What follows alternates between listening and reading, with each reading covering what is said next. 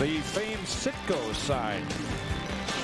Well beyond the friendly confines of Fenway Park. And Susan, the Red Sox will bring in a new pitcher. And there's Jeff Fassero, and he was relegated to the bullpen after starting for so long this season. 8-8, 5.18 ERA. Had a little disagreement with Jimmy Williams when he was told he was going to the bullpen. Wasn't really happy about it, but 146 hits in 116 innings. Those hits per inning will make a manager send you to the bullpen.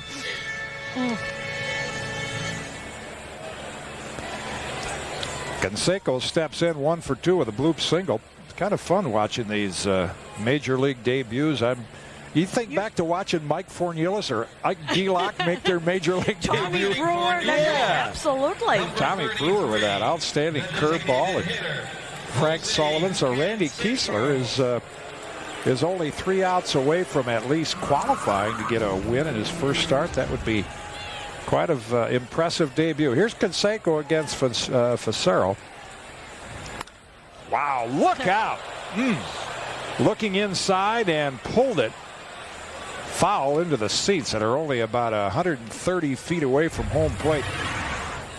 And people saying that maybe Canseco's a little slow with those wrists. He certainly didn't look slow on that one. Well, he's standing on top of the plate, guessing inside, and he got it there.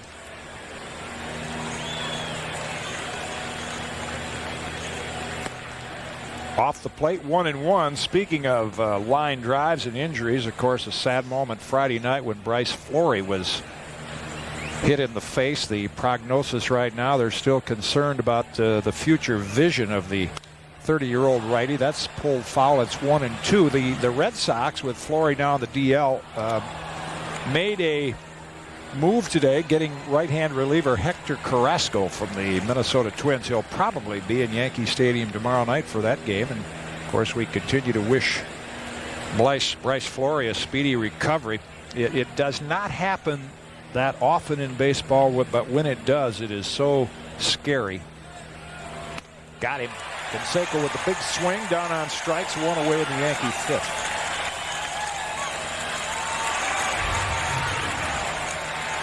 And there's the after setting him up with that fastball on either side of the plate, threw the little hook right there, and Canseco was way out in front of it. How about that? You know the answer to that? Who's homered? He wasn't born in November. We know that. Okay, logical. There you go. All right. 4 home runs. On his birthday. Yeah. Do we know what day his birthday is? We know it's during the baseball season. You know, you talk about Bryce Flory, and the latest I heard, he's going to be released from Mass Eye and Ear tomorrow and then go back in for some more surgery by the end of the week. And Ryan Thompson has been over in that Red Sox part of the stadium for a couple of days now. Today he made a beeline once again for Jimmy Williams.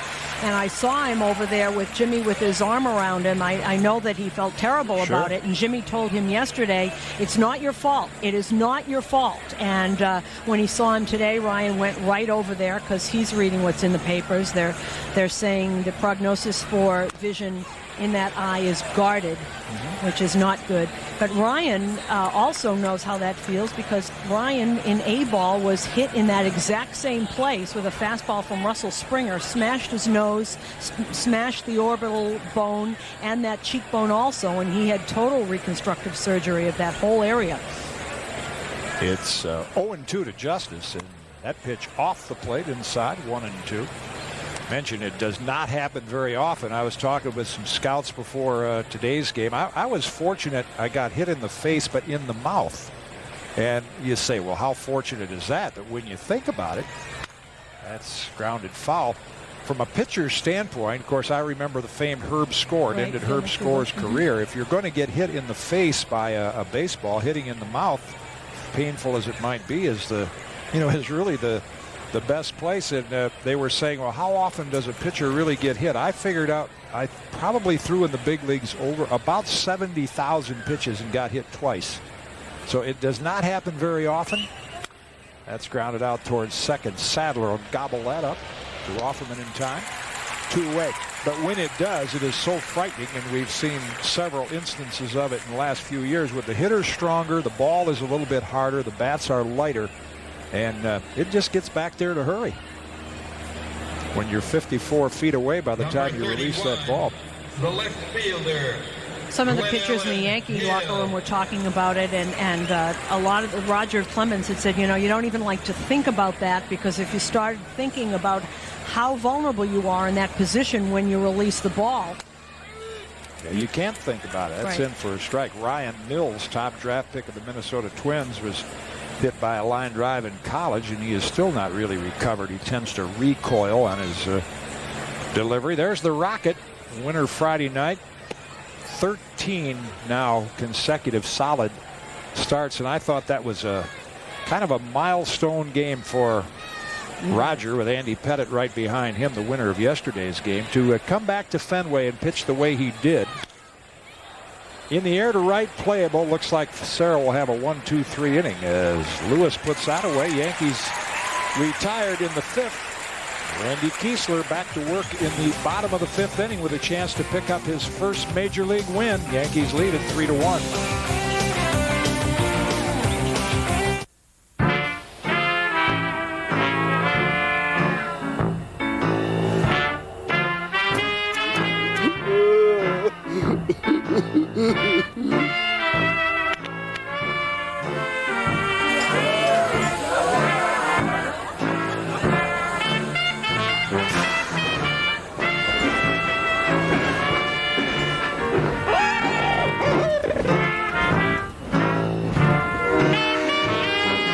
There were shootings, there was stabbing, prostitution was a block away. Children were just getting shot. Before the cops were here, my children weren't able to go outside and play.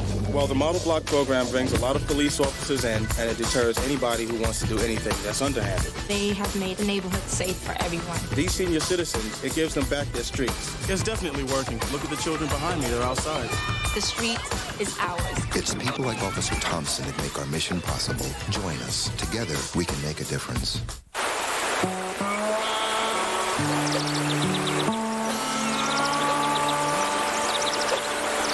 Doesn't get any better than this. It's like a dream.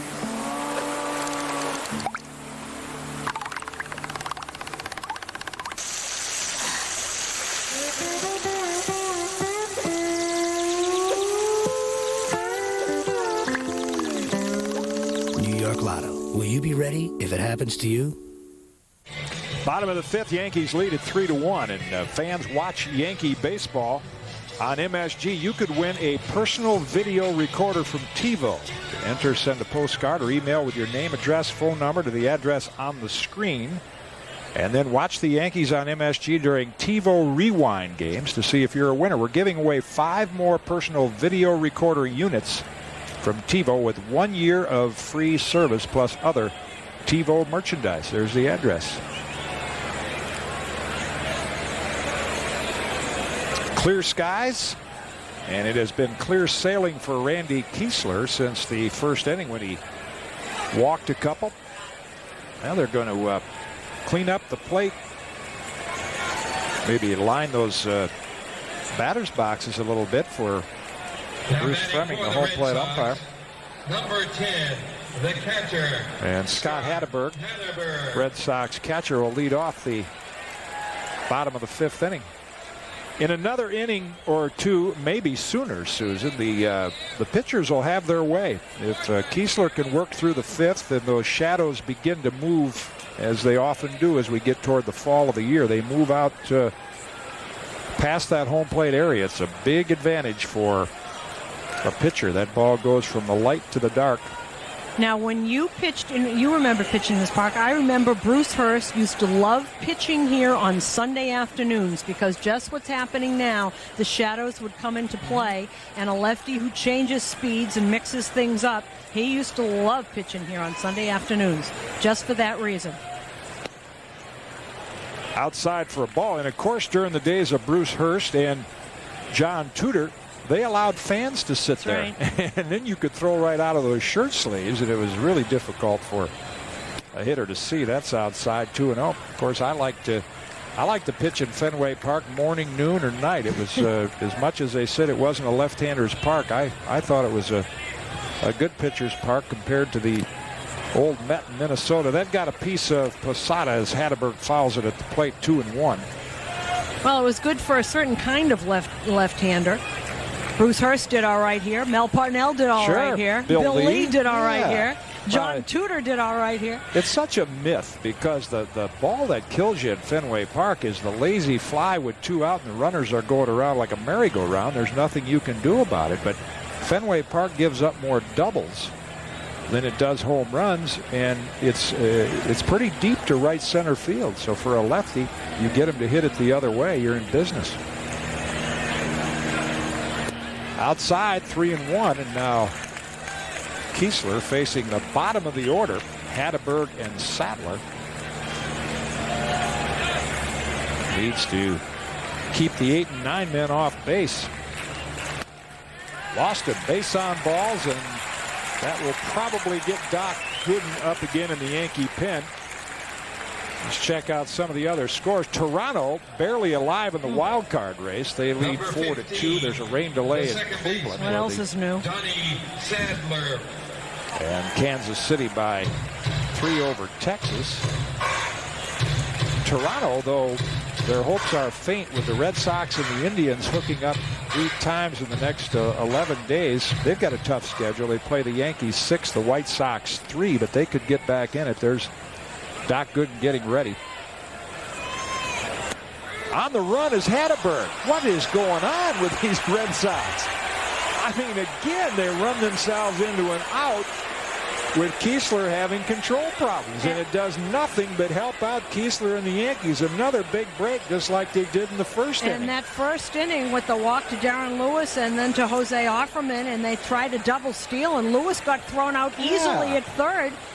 The kid making this major league debut walks the first batters of the game, and they run themselves out of an inning. I don't know if this is I don't get this. because the Red Sox have had trouble scoring runs, but I mean, there again, it's Now it's a perfect throw from Posada, and he's out by 10.5 feet. He got nowhere near the bag. That's fouled out of play, 1-1. I mean, with the late break Hatteberg got, it's almost like he thought the hit and run was on. Obviously, Sadler didn't, but Jimmy Williams now, whether the players have missed the signs or whether it's him giving them, have run themselves out of 2 good opportunities. And why would you have Hatteberg running anyway? Yeah. He's not Sadler. Yes, he did. And Sadler down on strike, so after the leadoff walk, Kiesler gets another big favor from the Red Sox and 2 out in the 5th inning. And the fans here at Fenway are booing, and I quite frankly don't blame them. If I were a Red Sox fan, he swings at a pitch that is in the dirt, and they've let Kiesler off the hook 20, once again. The right fielder, Darren Lewis. Yeah, usually when you're facing a rookie like Kiesler and he's shown you some control problems, you sit back and just let him dig that hole a little bit deeper, and the Red Sox have run themselves right out of a couple of opportunities. Here's Lewis toward third, and it looks like Kiesler, after the leadoff walk, is going to get out of it again. And the 24-year-old lefty has pitched 5 innings, allowed 1 run. He could win his first major league game. Back with the 6th after this. Connect to the Wiz. Get a Sony 53-inch projection TV on sale for $1999.99. The hottest, the latest, it's at the Wiz. The Knicks want to give you something. Looking for a college that will give you the practical skills to land that exciting new job fast? WBI's 14 degree and certificate programs are designed to prepare you for a new career or promotion in today's hottest fields. The earning potential is great in computer networking and programming. E-commerce, marketing, and management are what I'm looking for. The job market's hot for computer graphics and web page designers. Quality careers begin with a quality college. WBI, Westchester's College for Business. Call 1-800-333-4WBI. All started in 1953 with a few newspaper clippings and grew into one of the country's largest sports memorabilia restaurants, the Stadium. Enjoy great food as you take a walk down memory lane. Catch a glimpse of the first ever 1936 Heisman Trophy, Mickey Mantle's 1956 Triple Crown Award, and more. Planning a corporate or family affair? Call to reserve their state-of-the-art banquet room. And be sure to stop in again and again. You never know what you might see. The Stadium, a place for sports enthusiasts and fans to gather and enjoy excellent food. Hundreds upon hundreds of pictures of happy customers hang in tribute to Marchese Chevrolet, a small-town dealership of impeccable reputation. Marchese Chevrolet is dedicated to quality service before, during, and after the sale. Stop in today and see why everyone is smiling. Join the Marchese Chevrolet Wall of Fame, where your smile says it all. Marchese Chevrolet, scenic West Point area, where friends send friends. Route 9W, Fort Montgomery. What a beautiful day it is with the Yankees leading 3-1 as our Marriott Marquee pitching matchup. And it's going to be a particularly beautiful day for Randy Kiesler. I think his day is over. He pitched 5 innings, just 4 hits. He walked 3. Pitched himself out of trouble. Pete Shurock hung in there for 4, gave up 6 hits, 3 earned runs, the 2-run homer to Scott Brocious, the big blow. And as Kiesler gets congratulations in the Yankee dugout, it appears that his afternoon is over. He threw 74 pitches. You know, it's interesting. If you look at his first time through the order, 2 of his 9 first pitches were strikes. The second time through the order, he calmed down a little, and 7 of 9 first pitches were strikes. He gets congratulations all around. Left field, near the line, playable for O'Leary. Puts it away, 1 down. And a predictable move by Joe Torre. Major league debut. You come out, you have a chance to win but not lose. And of course, this will probably be Doc's role in postseason play anyway. So it sets up nicely. And a day that Randy Kiesler will never forget, particularly if the Yankees hang on and win. Got his family in attendance in a very creditable showing for a major league debut under these, you'd still have to say, pennant race conditions, even though the Yankees lead is quite comfortable. Also, Kitty, I've seen more than one pitcher get his first look at Fenway Park and be standing on the grass and staring at that wall. Oh, and yeah. If you're out on that mound, you know how close that wall looks. Strike 1 to Posada. Yes, he did. Tried to check, and it's 0-2. Well, the word on Fenway Park when you came in here is they said, kid, be careful. When you reach back for something extra, you scrape your fingernails on the left center field wall. That's how close it is. And a beautiful look at this great ballpark. 3-pitch strikeout. Facero has come in and retired 5 in a row. Facero set up Posada beautifully with that and gets him with the sinking fastball right there. Number 18, the third Shadows baseman. moving even closer now to the home plate area, which will make it a little more pitcher friendly the latter part of this game. See him creeping slowly into the home plate area as Brocious steps in. Outside for a ball. It was Scott's 2-run homer, a line drive, just cleared the monster into the net off Pete Shurock that gave the Yankees a 2-1 lead in the second inning. Pulled foul. 1-1. And of course, Scott Brocious has not had the kind of year he would like to have with the bat. But Kitty, if he keeps hitting like this as he has in the last couple of weeks, he's picking a very good time to come out of his slump and turn it up a little bit. He has a way of hitting well in September and October, as the San Diego Padres would attest. In for a strike, 1-2. Little grudge pitching by Jeff Facero. I think he's trying to show Jimmy Williams, see, I should be in the rotation. As Real Cormier, another lefty, heating up. 3-pitch strikeout of Brocious and Facero. 2 perfect innings. Randy Kiesler, 5 innings, 1 run, 4 hits. Might get his first major league win today. We'll be back to the bottom of the 6th after this.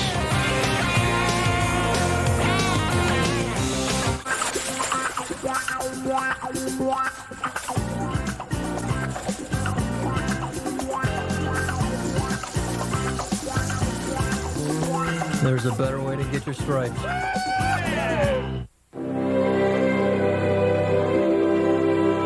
Where does courage begin? In the body, the mind, or in the heart? At American General Financial Group, we're here to help the ones who never give up their dreams. With retirement services, investments, life insurance, and consumer loans. So courage is crowned with the greatest victory. to live and be well and be happy. American General Financial Group. Live the life you've imagined. This summer, get an ordinary 4x4 and do ordinary things. Or get a Jeep 4x4 and do extraordinary things. Thanks to the Jeep Summer Clearance. Buy a new 2000 Grand Cherokee Laredo and get a $1,000 cash allowance and financing as low as 0.9%. Or lessees with preferred credit can lease one for $0 down, $369 a month, and $1,269 due at signing. Make this summer your best one yet. Hurry to the Jeep Summer Clearance. It's anything but ordinary. Check out this $369 lease at your Jeep dealer. So we have no color copiers, no printers. All we have is this one pencil in my hand. Sir, I have a pencil too. Oh, 2 pencils. Then we're fine. If business were that easy, you wouldn't need us. Update your office technology with MCS Canon.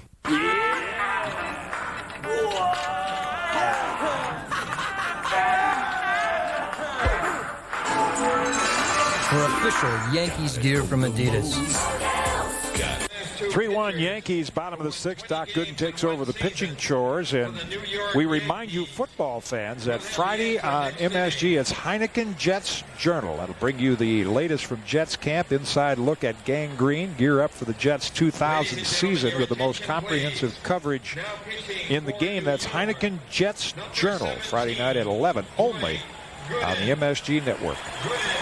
He's going to stick around. He's going to watch this. Yeah, don't blame him. He's got the left elbow wrapped in a towel and some ice, and Doc Gooden, who was very impressive in his last relief appearance. Very impressive when we look at Doc's numbers. And Kitty, actually, he has said that he now prefers to be in the bullpen because that's what he's going to be doing. He knows his days as really a long-term starter are over. And he kept saying ever since he's been here, I can help this team out of the pen. And now, of course, with Ramiro Mendoza gone most likely for the season, you're going to get to see if he can do this. Challenge for him here in the 6th, because I think part of Joe Torre's reasoning getting Kiesler out after 5 innings, the most productive part of the Red Sox order due up Offerman, Everett, and Garciaparra. Even though you pitch innings like this, you don't get credit for a save. Sometimes working through an inning like the 6th here for Doc Gooden is comparable to Mariano Rivera pitching in 9th inning with a 2-run lead. Outside for a ball, and you mentioned how Doc feels comfortable, and I think once you make the transition from starter to reliever, you enjoy being almost like an everyday player. 2-0 rather, as that pitch is low. Now Offerman having a terrible year from the left side of the plate. Kid, he's only batting .225, .289 from the right side. In for a strike, 2-1. So you'd like to see Doc come right in with a strike to Offerman.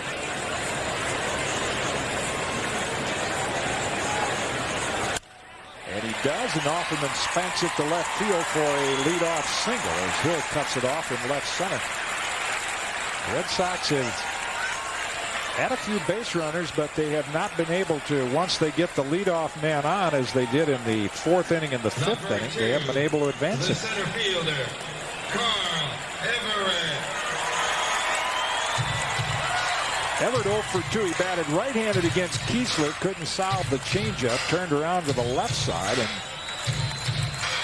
semi-line drive to left field in his 2nd at bat.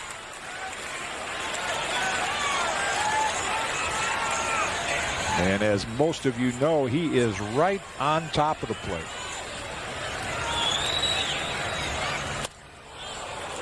Big swing, no contact, strike 1. Goes right at him there. It's fascinating because he really has a different swing from the left side than the right side.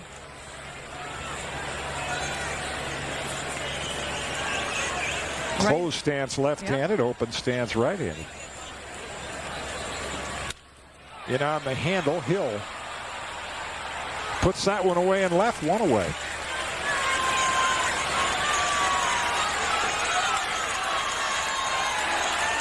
And now Garciaparra, who with his 2 for 2 day, at least at this stage, has moved into a tie with Carlos Delgado for the American League batting lead. The average sits at 360.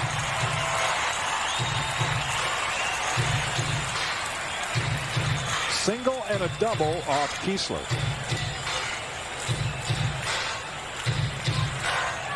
Garciaparra had been in a little slump before coming in today, only 10 for his last 43, batting .233 in his last 10 games. Way outside, ball one. The usual fidgety characteristics of Garciaparra between every pitch.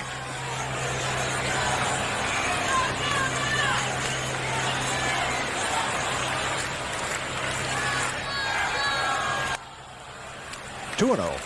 He says it's a timing mechanism, that he actually times the energy between at-bats, and when he does the stuff with his feet, it's to get his shoes all the way, his toes all the way up to the front of the shoes. Yeah, his shoes were too big for him when he was a kid. Inside or high, 3-0. Doc took a long look in at Bruce Fleming, and it's now 3-0 to Garciaparra. I'd like to play golf with him, man. That'd be an experience. He moves like that, he'd tear up the greens.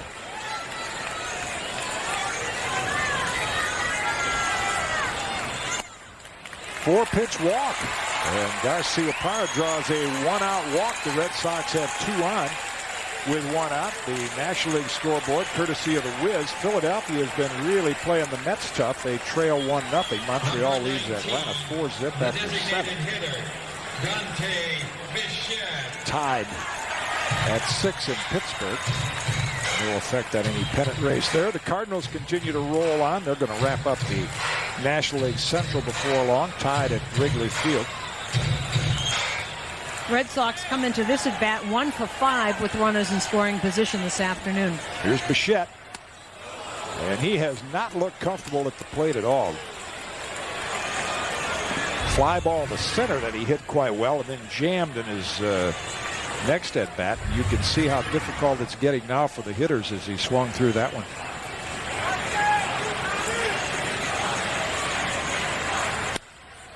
Late again, 0-2.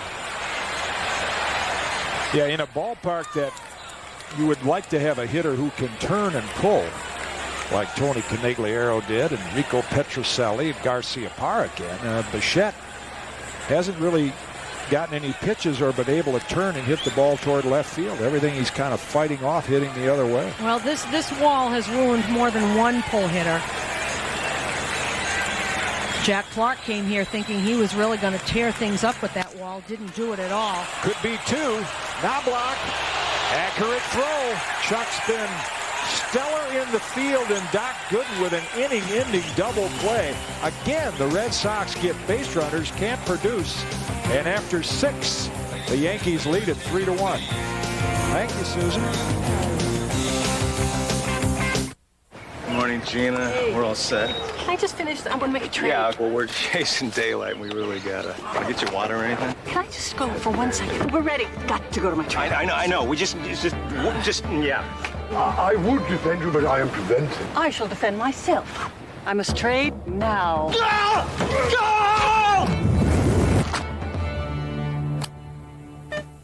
Nice shot.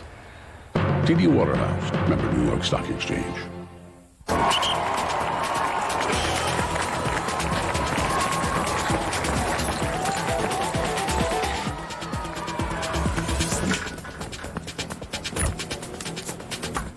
Speed Pass from Mobile. Now you can refuel inside the store too.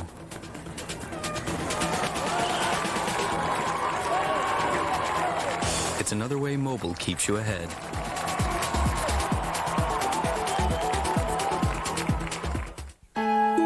How does your gray beard or mustache reflect on you? Man, I look gold. Now, get rid of gray with new vitamin-enriched Just for Men gel. Specially made to penetrate, soften, and rejuvenate that coarse, hard-to-color gray. Brush in Just for Men. In 5 minutes, gray is gone, matched up to the rest of your hair. Don't ever shave that beard. Just for Men gel, the Rejuvenator. 3-1, top of the 7th. All those runs in the first 3 innings. Scott Brosius' 2-run homer, the big ball. Let's check out the Delta Airlines upcoming schedule. The makeup game tomorrow, pregame show at 5:30, game time 6 o'clock. Arrojo and El Duque be the pitchers, and then Blue Jays come into town for 2 games on MSG. The Thursday game, Fox 5, should be a battle of David Wells and Andy Pettit. Wells will be going for his 20th win. That'll be an interesting one. All the MSG games available in HD TV. New pitcher for the Red Sox as we head to the 7th inning. It's going to be the left-hander out of Canada, Real Cormier. Moncton, New Brunswick. Place that I've visited in the past. Nice little, got a river there. I can't remember the name of the river, but you get some big lobsters. They call them bugs. I just had some of those up in, boy, there's nothing like a good lobster roll up in Maine this time of the year. It's great. Well, Jimmy Williams obviously wants to keep pouring the lefties at the Yankees. Facero with 2 very impressive innings, retired 6 in a row, and now Cormier's the 3rd lefty. Schurik, Facero, and now Cormier. Cormier will face Chuck Knobloch. Chuck has drawn a walk, has popped up and struck out, so he's 0 for 2. Yankees 3, Red Sox 1. Red Sox lose to the Yankees today. They'll be 9 games behind.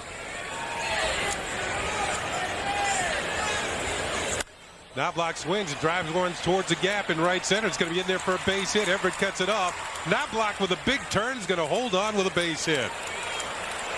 So as Joe Torre predicted, told Chuck in the locker room, you will get a hit before the season's over.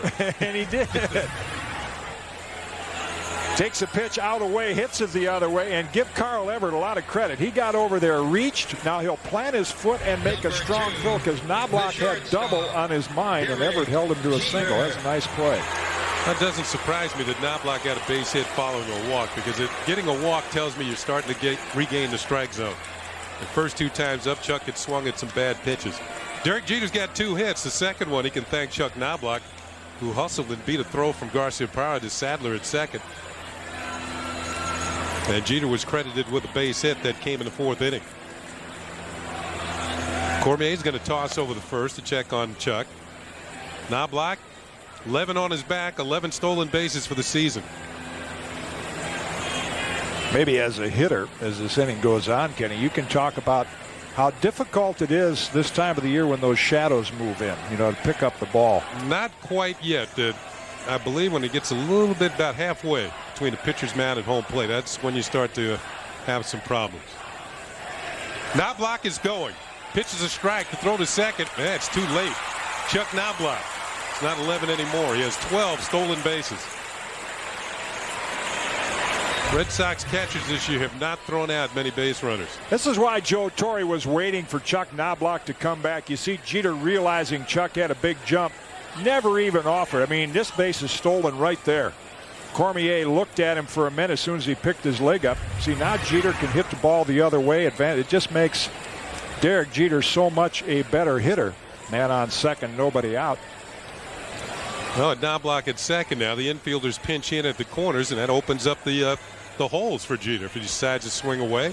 Red Sox know that he's an accomplished bunter. Chuck leading from second at the bottom of your screen. Jeter swings and drives one foul. So it's 0-2 on Derek Jeter. So you think about the time they get out to there is when they become a. So the ball's about 30 feet in the daylight and 30 feet in the shadows. You're hoping that you can get up soon. Here's a good look at it. Of course, that shadow is off the home plate facade behind home plate here where the press box is and the broadcast facilities.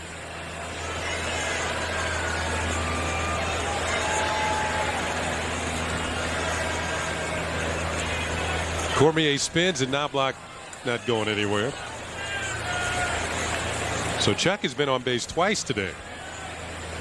With a walk and a single, Jeter's been on a couple of times. With a triple and a single. Setting the table for the rest of the Yankee lineup.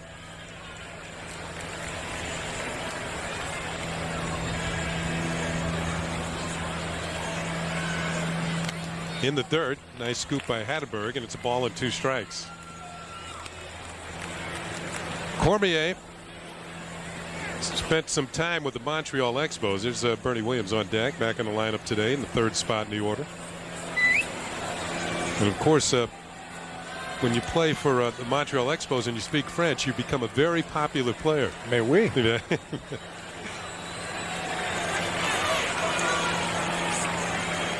Inside, Jeter skipped some rope, and the count is 2 balls and 2 strikes.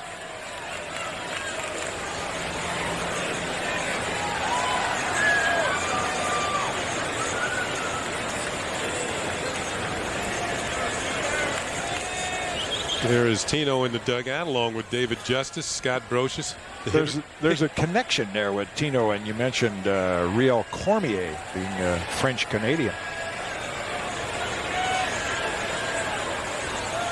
Jeter swings and misses. He is struck out. He's tagged out by Hatterberg, who dropped the ball.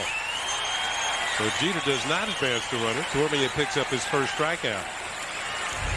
Derek trying to hit the ball to right field, got an inside pitch, and in trying to hit it that way could not make any contact. You mentioned Cormier, French-Canadian. My first view of Cormier, kind of appropriate with the Olympics coming up, was the 1988 Olympics when he pitched for Team Canada, and the hitting hero for Team USA, that's when baseball was still a demonstration sport, was Tino Martinez. Boy, did they have some players on that team. Ben McDonald, Andy Bennis, Robin Ventura.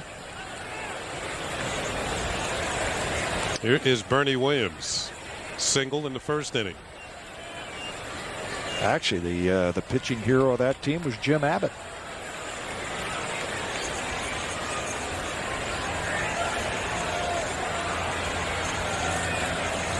So Cormier now facing Bernie Williams. Knobloch maybe he's thinking a little bit more about stealing third base.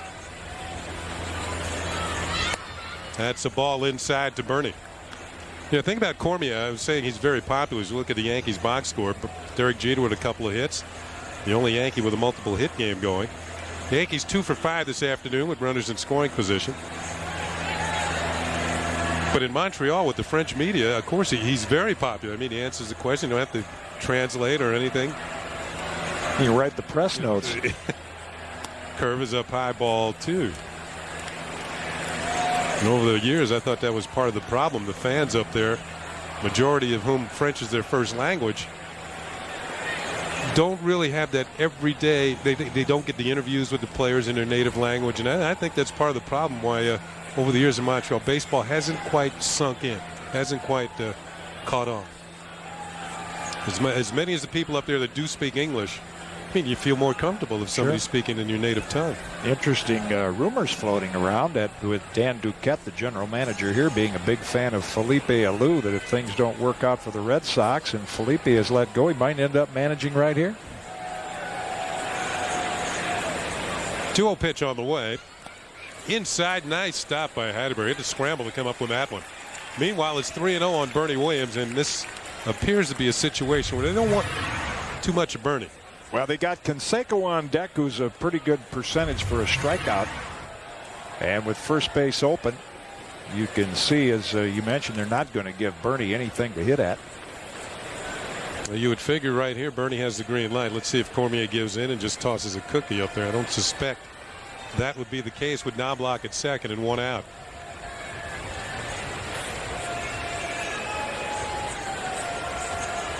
Up and in, it is ball 4. A 4-pitch walk, and Bernie Williams trots to first base. And that will bring up the aforementioned Jose Canseco. Jose is singled and struck out twice. Joe Kerrigan's coming out of the dugout. And John Cumberland, the bullpen coach, as Kerrigan goes to the mound, getting somebody ready. So this is probably a little opportunity to give one of the relievers some time to get loosened up. But in this situation, not a bad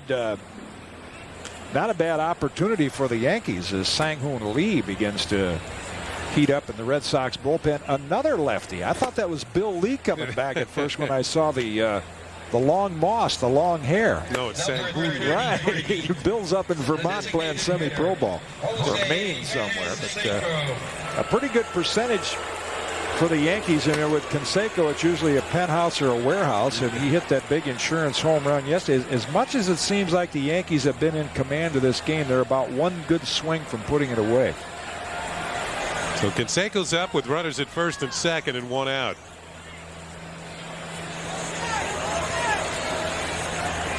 Standing right on top of the plate.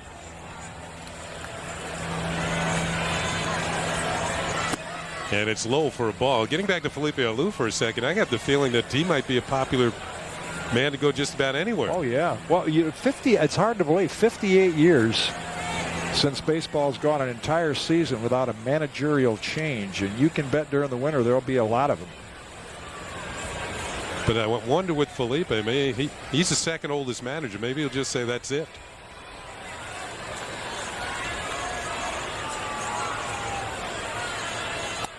That's ball 2. 2-0 to Canseco. I've always wondered when you look at the shadows now, and from our center field shot, you can barely see Canseco. I always thought the fastball was the best pitch. You got less time. Would you agree with that as a hitter? You have less chance to react, yet it's pretty tough to follow the curve, too. Yeah, I would think that the fastball itself kind of stays in one area, so it might be a little easier to hit. I think a good hard slider, good breaking ball, it gets lost. Fastball inside, ball 3. 3 balls and no strikes. I think he was trying to pitch around Bernie Williams, but he's not trying to pitch around Canseco. Just can't find the strike zone. 1 pitch away from loading the bases for David Justice. Canseco looked down at Willie Randolph. But you're right, that productive home run bat. I have a feeling that he gets something he likes. He's going to wail. Canseco swings, lines it into left field for a base hit. Chuck Knobloch's being waved home. He will score, and it's now 4-1 Yankees. Canseco gets the 3-0 pitch and singles to left field. That's his second hit of the afternoon and his first run batted in. So Cormier came in with the 3-0 pitch, and Canseco made him pay. Well, you mentioned, Kenny, if he gets something he likes, and he got it. He hit it hard enough. If he got a little more elevation, it would have been a 3-run homer by the time O'Leary gets it. Knobloch again at the top of the lineup. A little base hit, a stolen base, and helps produce a run. Number 28. And Chuck with the smile on his face. And Joe did predict he would get another hit before the season ended. He walked by his locker before the game and just looked at him and said, Chuck, you'll get one. He's also gotten a walk today. Justice takes a pitch down low for ball 1. Cormier is still falling behind the hitters. That's what Justice has done this afternoon.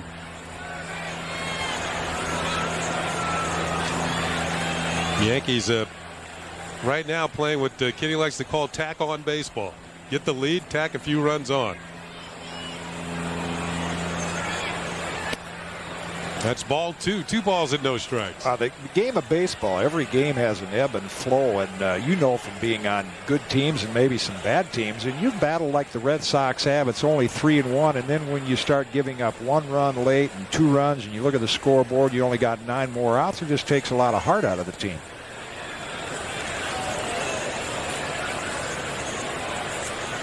Justice swings, had a good cut, and fouls it back. It's 2-1. David Justice, 48 runs batted in since joining the Yankees. Toss in 16 homers and a batting average of near .333. An outstanding pickup by the Yankees, and particular GM Brian Cashman.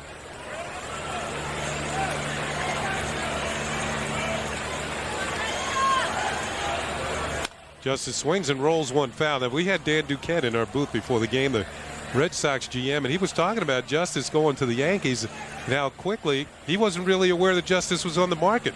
And Brian Cashman told me it took about 2 days to make that deal, and maybe the quickness of the deal itself kept Justice from falling in somebody else's hands. I think that's, again, a great credit to Brian Cashman. We see him often, and he's usually on the phone, and like Dan Duquette admitted, I didn't think he was available, but Brian Cashman is going to scan those rosters and make sure he doesn't miss anything, and he sure made a good pickup here.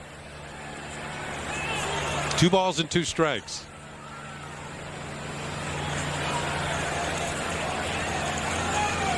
Swing and a miss, strike 3. Justice has struck out. So both of the outs recorded by Cormier here in the top of the 7th are strikeouts.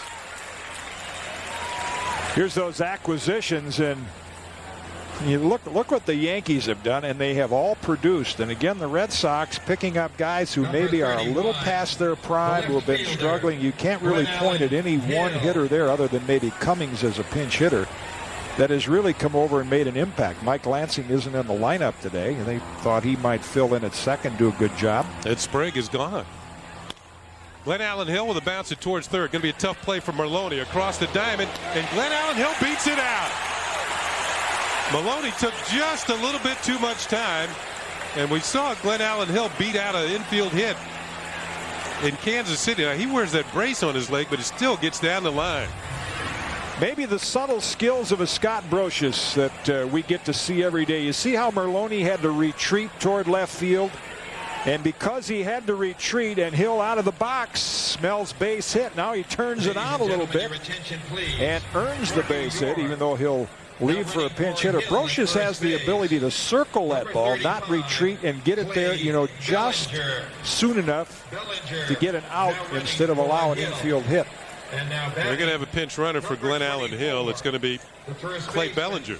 Tino Martinez. So Bellinger takes over at first, and Tino Martinez will come to the plate with the bases loaded. The Yankees have scored 1 run here in the 7th to increase the lead to 3. It's now 4-1. And Tino's had a single and a stolen base in 3 at-bats, facing a left-hander, Real Cormier. Ball 1. So this might be a matchup that goes back to 1988, huh, Kitty? That's right. Team Canada against Team USA.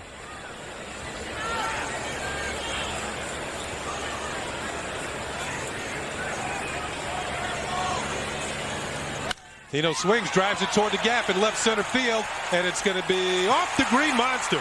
The Yankees will get at least 2 runs. Bellinger's going to be held at third, and it's now 6-1 New York. Tino Martinez delivers a 2-base hit with 2 outs here in the top of the 7th. And Jimmy Williams' Red Sox fall behind by 5. Yankees now have 10 hits in the game. And the Boo Birds are out at Fenway.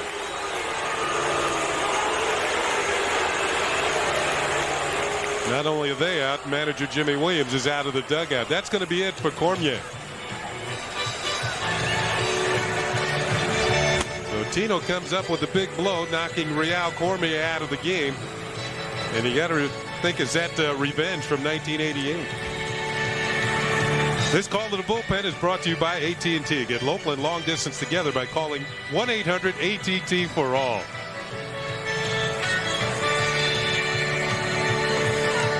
Good morning, Gina. Hey. We're all set. Can I just finish? I want to make a trade. Yeah, well, we're chasing daylight, and we really gotta. Can I get you water or anything? Can I just go for 1 second? We're ready. Got to go to my trade. I know. We just, yeah.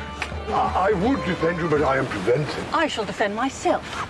I must trade now.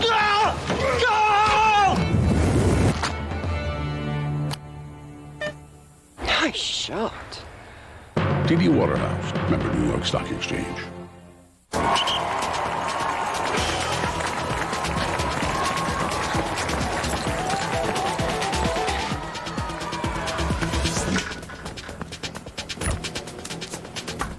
Speed Pass from Mobile. Now you can refuel inside the store too.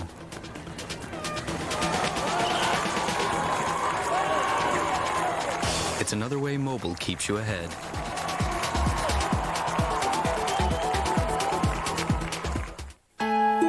How does your gray beard or mustache reflect on you? Man, I look gold. Now, get rid of gray with new vitamin-enriched Just for Men gel. Specially made to penetrate, soften, and rejuvenate that coarse, hard-to-color gray. Brush in Just for Men. In 5 minutes, gray is gone, matched up to the rest of your hair. Don't ever shave that beard. Just for Men gel, the Rejuvenator. 6-1 Yankees, 29-year-old left-hander Sang-Hoon Lee. Now the game for Boston. Of course, the Yankees and the Red Sox will, well, this is really almost like a 4-game series, as the Yankees and the Red Sox will play tomorrow in New York at the stadium. Starting at 6 o'clock, rain checks from the June 12th rainout will be accepted tomorrow night at the stadium. Of course, you can get tickets at your regular ticket outlets, Ticketmaster, 212-307-7171. or on the web at www.yankees.com. Tomorrow night will be the first time since 1959 that the Red Sox and the Yankees will have played one game in Fenway, then the next game at Yankee Stadium. Like Barnstorm. Yeah. You just go to a different town every day. Red Sox will play here today, New York tomorrow, Cleveland on Tuesday.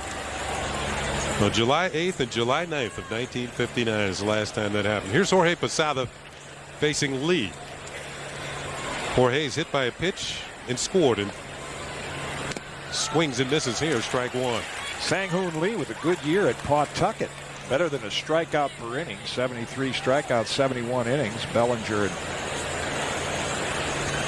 Tino Martinez, the runners. He has not done well, just 3 major league appearances. The first 3 he's given up a run each time out. From Korea, from Seoul, Korea.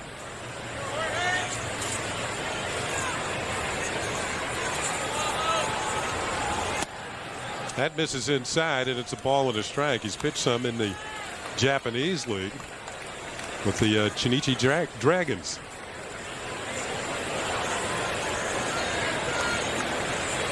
Oh, now we see the shadow creeping. We can't even see the hitter. Outside, ball 2. Maybe it bothers the pitchers. Can't see home plate. Yeah, put some of that reflector tape on the catcher's glove. Yankees have scored 3 times here in the top of the 7th. Jorge Posada's up there with a couple of men on and a couple of men out.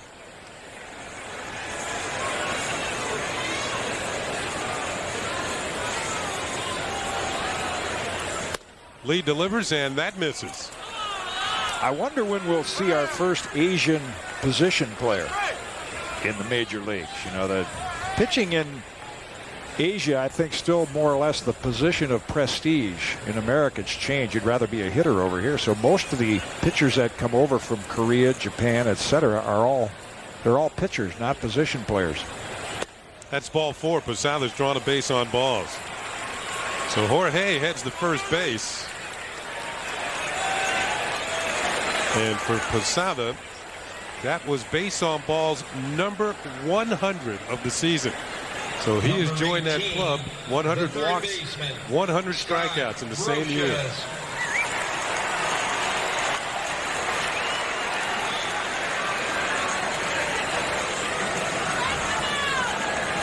But there was an Asian American who played, Len Sakata. I played with him. Oh, that's right. Sure. He was a shortstop, second baseman. I remember when Deion James, a few years ago, who had played over there, talked about the little left-hand hitter from Japan he thought might make it over here. Here's Brocious with the bases loaded. Swings as a drive towards center field. Everett going back, still going back, reaches up and makes the catch.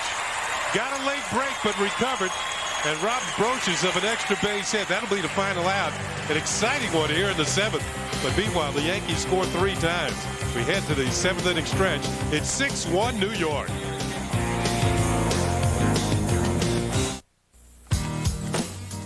Hey, grab me a Bud Light.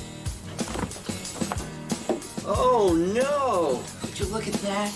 There's only one left. Really? Sorry, buddy. What are you doing? You all done? Oh, yeah. For the great taste that won't fill you up and never let you down. I've got an idea. Make it a Bud Light.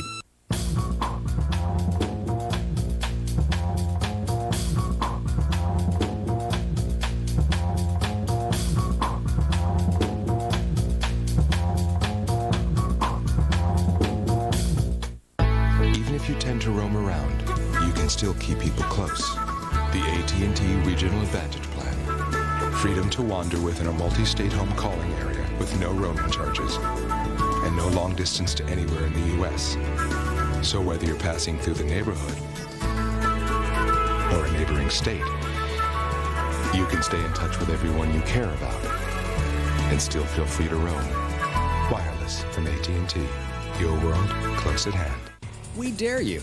Announcing the Dare to Compare Mercury sales event. Check out the luxurious Mercury Mountaineer. for thousands less than Jeep Grand Cherokee. Yet Mountaineer is loaded to the roof rack with all-wheel drive, leather, and CD cassette. Now save even more with 0.9% financing or choose $1,500 cash back when you buy or lease. We dare you to get the details at your Mercury dealer or at daretocomparemercury.com. 6-1, we head to the 7th inning stretch here in Boston, and it's time for our Budweiser game recap. Randy Keisler with a chance to pick up his first Major League victory. Got some help from Scott Brosius. A 2-run home run in the second gave the Yankees the lead. The Yankees added another. Freddie Williams as Jeter scores after tripling. Keisler out of the ball game with a chance to win it, and maybe some insurance as Tino Martinez with a bases loaded double made it 6-1 Yankees in the 7th, and that's where we stand right now. That's a Budweiser game recap. Brosius' 2-run homer is second in 2 days here in Boston. Derek Jeter, 2 hits, a run scored consecutive with a couple of hits, an RBI, and a run. As Doc Gooden will face the Red Sox here in the bottom of the 7th and will draw Troy O'Leary.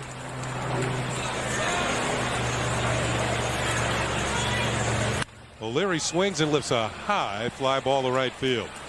David Justice makes the play, and there's one down. Defensive changes for the Yankees. You saw Clay Bellinger run for Glenn Allen Hill. He's now in left field. And at second base, the Yankees have made a defensive move. Ladies and gentlemen, Chuck Knobloch's out of the game, and it's going to be Jose Vizcaíno. Now batting for Merloni, number 18. They're going to have a pinch hitter for Lou Merloni. Late of the Minnesota Twins, it's Midrick Cummings. And he takes a breaking ball from Doc Gooden outside ball 1. Now, Cummings was with the Red Sox a couple of years ago and was quite effective as a pinch hitter. Yeah, those numbers don't tell the whole story. As a pinch hitter, he's well over 300. Outside ball 2, 2-0 from the doctor.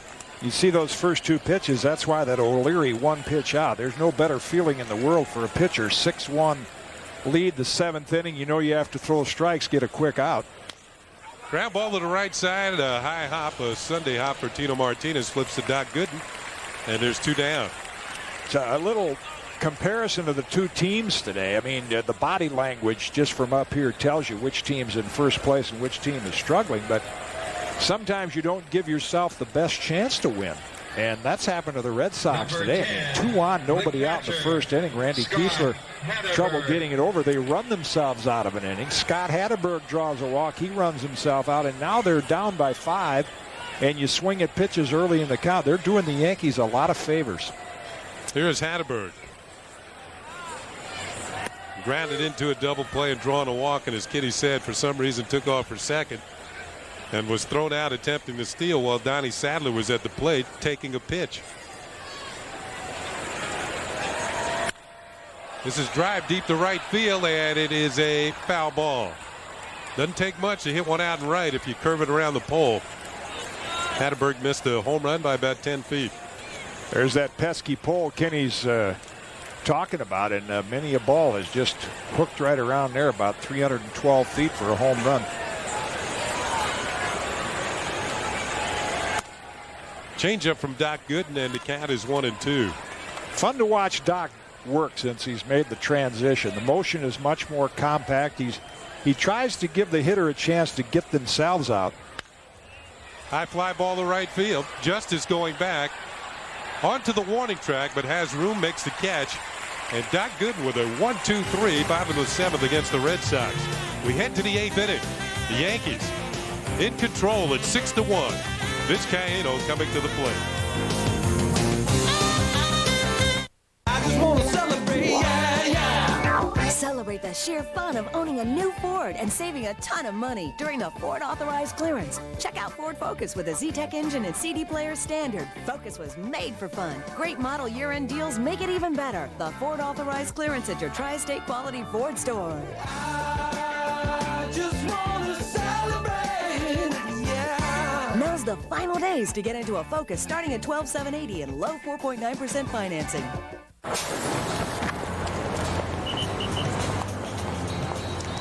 Can't bring yourself to give up that $1. Who can can blame you now that McDonald's is introducing the new Mickey D's Dollar Menu, an entire menu full of items for just $1 each. What a concept. There's great sandwiches like our double cheeseburger. There's snacks, side salad, whatever. With the Mickey D's Dollar Menu, you can create your own meal or get something extra. The choice is yours. Right here every day at McDonald's. We love to see you smile. Action superstar Jet Li and music sensation Aaliyah in a web of rivalry, betrayal, and passion. From the producer of The Matrix, Romeo Must Die. That was a mistake. Now on pay-per-view. Whoops. Not again.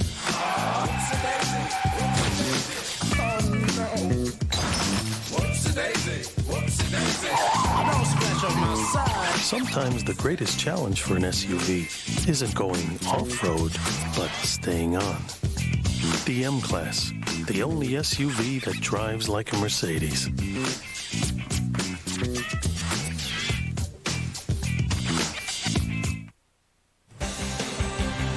New York Yankees baseball is brought to you in part by Nissan, Driven, and by Avis. We try harder. Red Sox are trying harder. They're not making much progress. Manny Alexander goes in to take over at third after Cummings pinch hit for Lou Merloni. Now batting for the Yankees. And for the first time today, Jose Vizcaíno will step in. Went in for fielding purposes for Chuck Knobloch, though Chuck has played very, very well in the field since coming back. Turned a nice double play ball today. And Vizcaíno will face Sang-Hoon Lee. His second inning of work.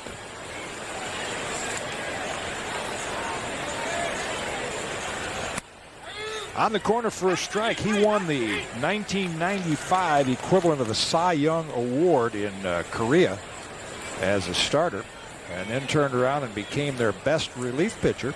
That's what attracted the attention from the American scouts. That's inside for ball and a strike. Ray Poitevin, you mentioned he was a scout in the Met organization when you were there. Every organization seems to have a scout now that has a little bit of an international influence.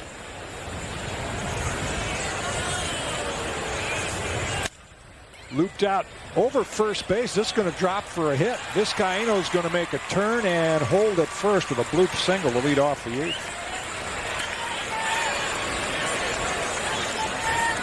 Vizcaíno, if he's hitting left-handed, he'll bloop him to left. If he's hitting right-handed, he'll bloop him to right. Off the end of the bat. And drops it in for a leadoff single. Number 2. The third straight time the leadoff hitter has reached base. The leadoff, as in the number 1 hitter in the lineup. Knobloch, a walk and a single, and now Vizcaíno. And mention that point because it gives Derek Jeter again a lot of options. Derek has reached base for the 35th consecutive game today. He has a triple and a single and has scored a run.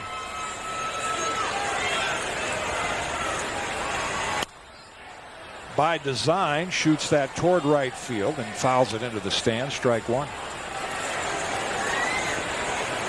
Toronto has already won 6-2. They beat the Tigers. So again, that puts a little more pressure on the Red Sox and the Indians. The Indians still in a rain delay in Chicago, and those Oakland Athletics are only 2.5. Mentioned before, if the Red Sox lose. Towards short, should be a pair. Sadler will turn it, and it is a double play. Two-way now in the Yankee eighth. If the Red Sox lose today to the Yankees, they will be in third place in the Eastern Division. Wow. And the Blue Jays, even though we haven't heard a lot about them lately, they've just kind of some good, some bad. Depending on how the Red Sox-Indian confrontation turns out, they could kind of sneak in there. Still a lot of options open, whether you like the wild card or not, at least in September, with most of the pennant races decided except for the American League West. It does give the baseball fan and the players a little something extra to play for. Toronto's now won 3 games in a row. Bernie with 2 out and 2 on takes ball 1. Back in the lineup after a 5-day absence. A single, RBI, and he's drawn a walk.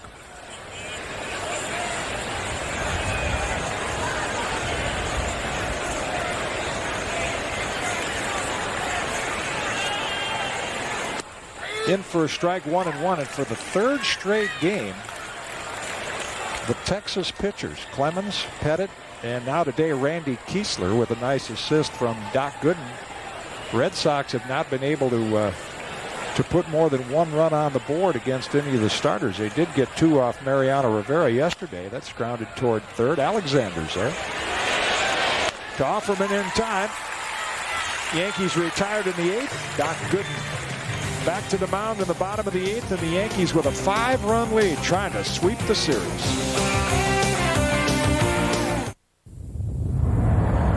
Some trucks haul dirt.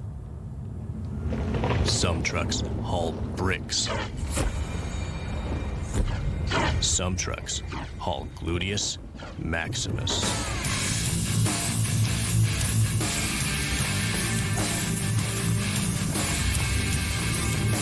The new 210 horsepower, supercharged Nissan Frontier.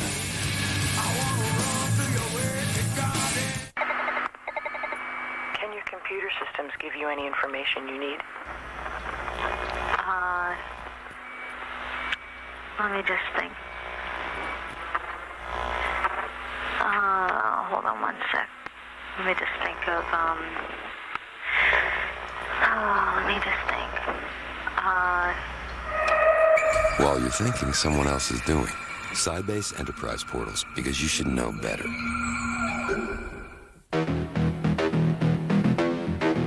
I refuse. I refuse to lose. To be average.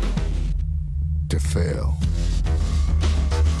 I refuse to die. To be afraid. I refuse to be taken.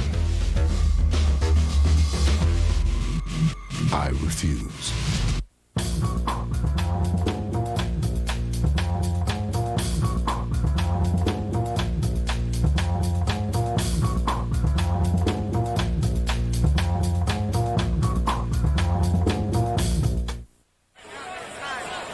Red Sox got their run in the first, and then the Yankees began to put some runs on the board. 2 in the second, 1 in the third, 3 in the 7th. And as Trot Nixon steps in to pinch hit for Donnie Sadler here in the 8th, the Yankee lead is at 6-1.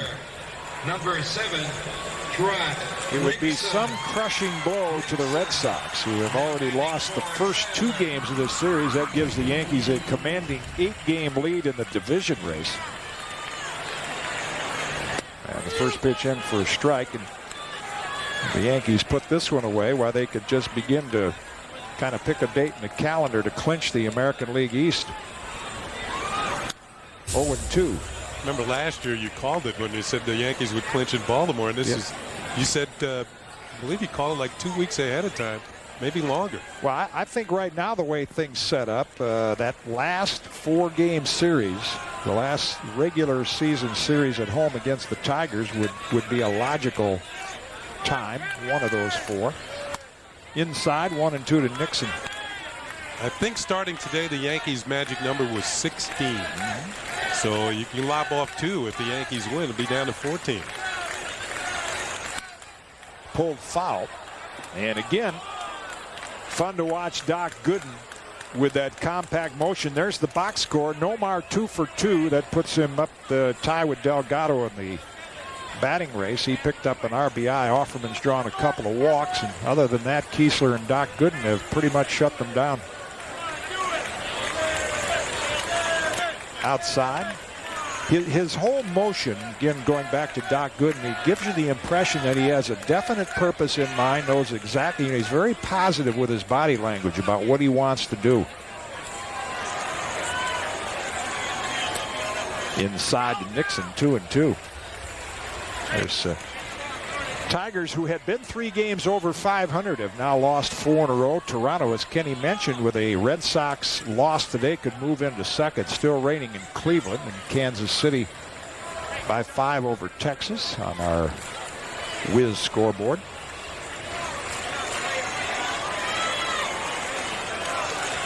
The Cleveland game now officially postponed. Got him. Nixon down on strikes. And Doc Gooden rolls along. Reminiscent of Dr. K. Looked like a little cutter or a slider on the 8.5. Nixon over the top. So Gooden picks up his first strikeout. And Jimmy Williams will go to his bench again. Another left-hand hitter. This is Morgan Burkhart, our first look at him. Here's a St. Louis native who actually played 4 years for Richmond in one of those independent leagues. And the Red Sox liked what they saw, signed him as a free agent. Big swing, strike one. Pitcher's delight right now. Yeah, he swung at that pitch like he had trouble seeing the ball. Yep.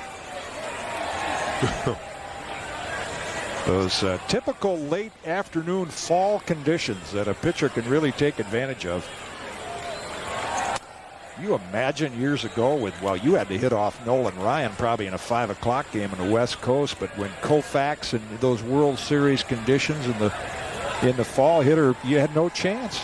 Well, you know, against those guys, it was bright and sunny. Yeah, that's right. You couldn't hit them. 1-2 off-speed pitch. Expanded rosters in September, and managers will play every percentage they possibly can. It's the third pinch hitter Jimmy Williams has sent up, all left-handed, though Burkhart is a switch hitter. In for a strike, and he knew it. Doc Gooden, after 2 on and 1 out, turned a nice 1-4-3 double play to get out of the 6th, and has now retired 5 in a row since then. Looked like the same pitch that Nixon got. Burkhart just took it. A little late movement. Doc taking advantage of those shadows. Well, the hitter was up there somewhere. Here's Offerman. Yep.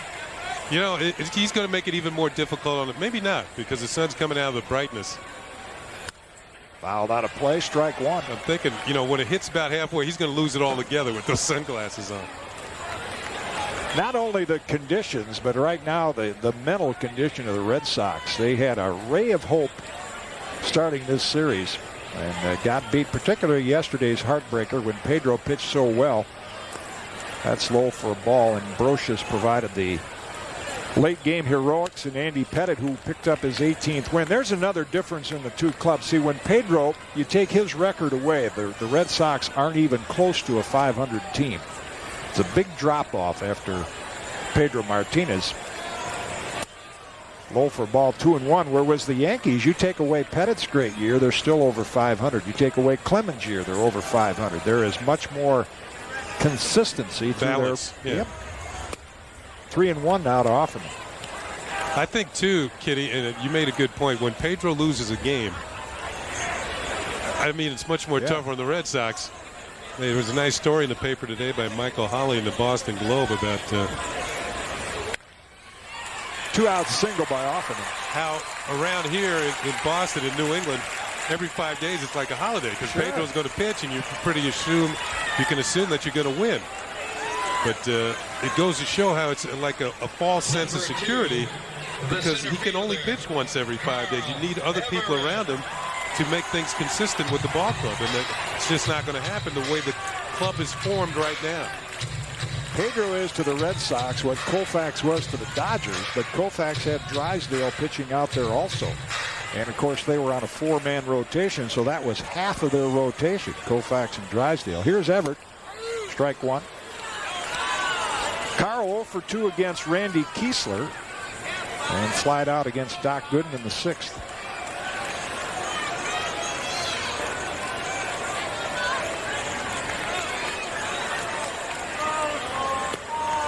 Off-speed pitch low, 1-1.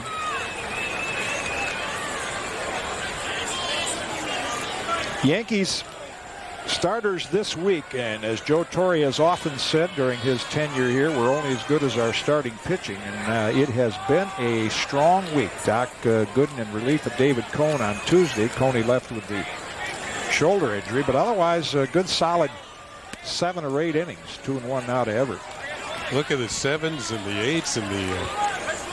Yeah, Andy Pettitte with 7 1/3 gave up 3 runs. Most managers would take that performance, and that's really the most ineffective one by a Yankee starter, except for the short start by David Cone, leaving with an injury. Now it's 3-1 to Everett. And things getting a little more interesting because Garcia Parra would be next with 2 on and 2 out.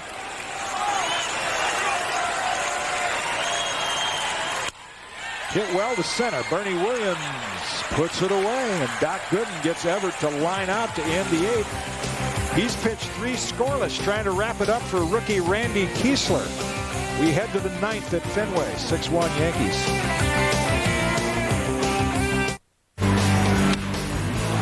Fly ball deep to right field. O'Neill going back, leaping and catching the long drive off of Albert Bell's bat. Hi, I'm Scott. Learning gymnastics has never been more fun or rewarding. At Straddles, our goal is to help build your child's self-esteem as they enjoy and learn the sport of gymnastics. From preschooler to young adult, your child will build skills and confidence one step at a time in a safe and supervised environment. At Straddles, we keep our classes small because we believe great things come in small packages. Straddles Gymnastics, Riverside Avenue, Croton-on-Hudson. Join the fun. Call 271-2400. There's nothing like a good friend who's always there for you, always thinking of you in everything they do. You've got that friend in us. You've got a friend in Robeson. All you through the years we've always been there. You've got a friend in Robeson.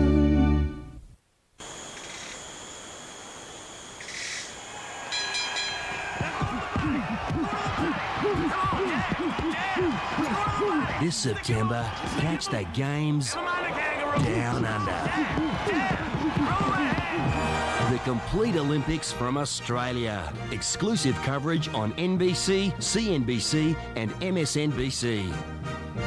This September, tune into CNBC, home of Olympic boxing.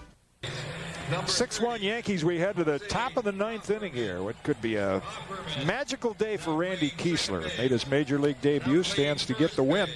Tonight at 10:30 on MSG, you can catch the latest news, scores, and highlights from the local sports scene on the MSG Sports Desk presented by Chevrolet. And then later, keep informed on the entire world of sports with the Keith Olbermann Evening News. That's tonight at midnight, live on MSG. Well, a lot of changes for the Red Sox. Morgan Burkhart's going to stay in the ball game. He pinch hit. He's at first. Jose Hoffman moves from first to second.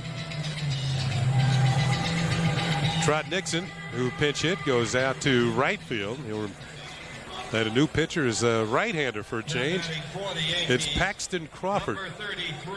That's his numbers with the Red Sox. Native of Arkansas. Spent the year at Pawtucket.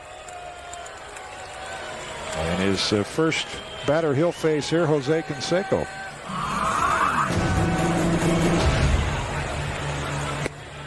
Inside for a ball.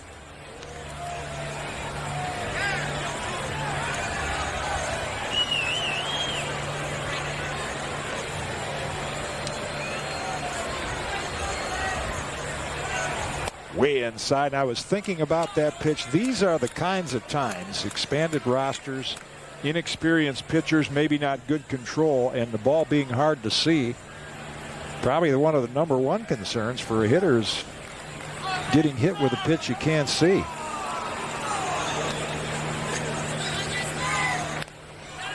Foul at the plate, 2-1, and no more tragic story than years ago right here in this ballpark when Jack Hamilton hit Tony Conigliaro in a day game where the ball has always been difficult to see, and most of you know how that affected Tony C's career. And that's why they cover the seats out in center field now on day games.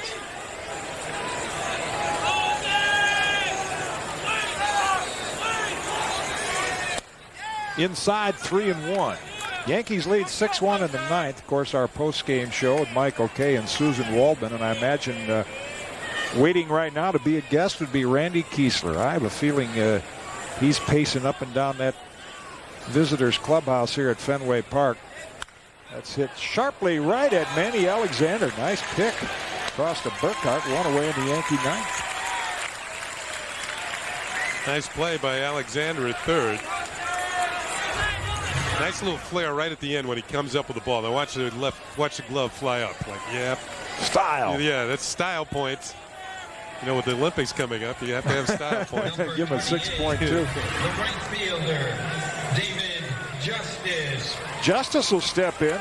Red Sox have done a pretty good job of shutting him down today. Not many teams have been able to do that.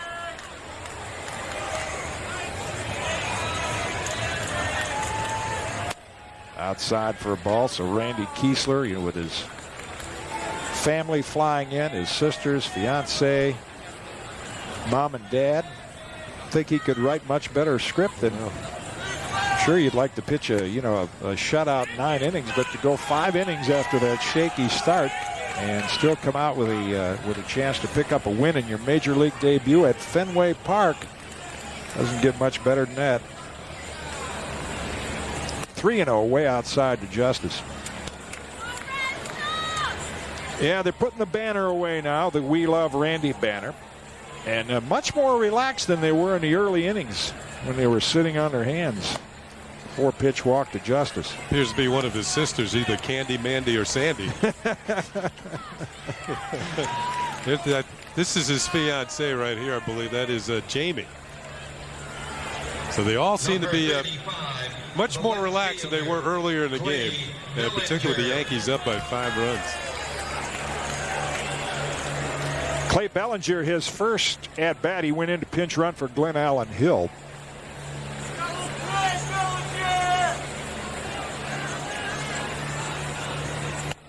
Outside, ball 1. A battle of the Cubano right-handers tomorrow night at the stadium. It'll be El Duque and Rolando Araujo. And, of course, that's a 6 o'clock start at the stadium. Those of you that have rain checks from that June 12th game can cash them in tomorrow night. Ground foul, 1-1. I think Castro came a week too early, didn't he? Yeah, he could have stuck around and gone up to the stadium. Seen some of his former pitchers. A couple of his homeboys.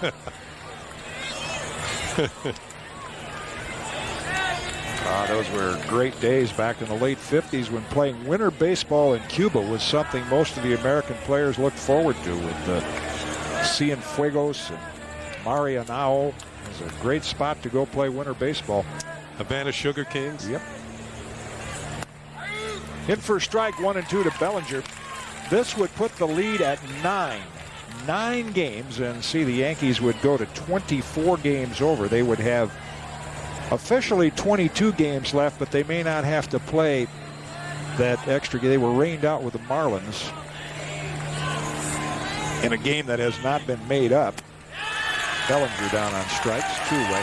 So chances are the Yankees will play 161 games this year. So 21 to go after this. A lot of tentative swings at this point in the game with that shadow favoring the pitcher.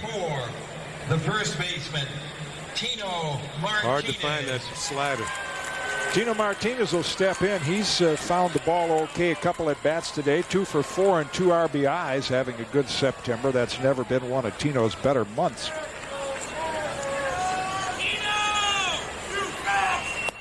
Low for a ball. I'm just thinking, imagine if Castro did come to the Yankees. What kind of protection would he need? Lots. I mean, Mayor Giuliani just going to UN said don't show up. Yeah. That's high, 2-0.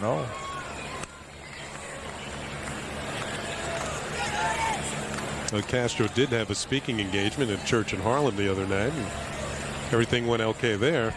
Fans are a little more rabid at Yankee Stadium than they are in church. I'll say. Pulled foul. Tino ready for that 2-0 fastball.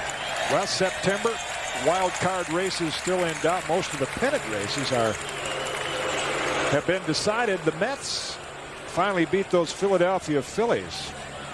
Al Leiter, the pitcher in that one. Montreal 4-0 over the Braves, so the Mets pick up a game on Atlanta. Probably more importantly, they at least stay even or maybe gain on the Arizona Diamondbacks. That's in for a strike. 2-2 to Tino. 2.5 game lead now for the Braves in the East. The Mets break a 3-game losing streak. Cardinals still leading Milwaukee. They'll put that National League Central away in another week or so. And Dodgers by 6. Of course, the best team in baseball, other than the Yankees, they've even had a better record than the Yankees, but they have lost 2 in a row. Those surprising San Francisco Giants. They reeled off 8 in a row till the Padres finally stopped them the last couple days. Way outside, and the count is full to Tino. Giants have won 50 games at home, 50 and 22. And at the beginning of the year, if I'm not mistaken, they couldn't buy a win at their new ballpark, Pac Bell Park. They made up for it. Popped up right side playable. Burkhart trying to find it out of that high sky, and bright sun staggers under it and puts it away. So the Yankees retired in the 9th. 3 outs to go to complete the 3-game sweep. 6-1 Yankees. Nomar will lead it off when we come back.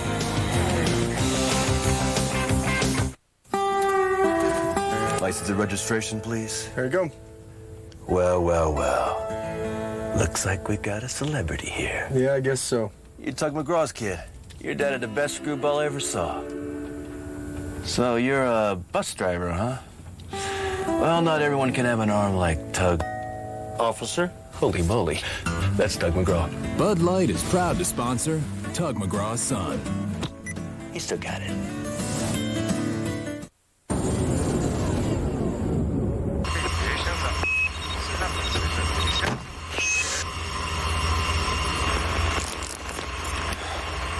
Just like Mom used to make, huh? What? Never mind. Strawberry? Don't mind if I do. He's out, and it's all over for England. Typical. Home, Dixon. Righto, sir.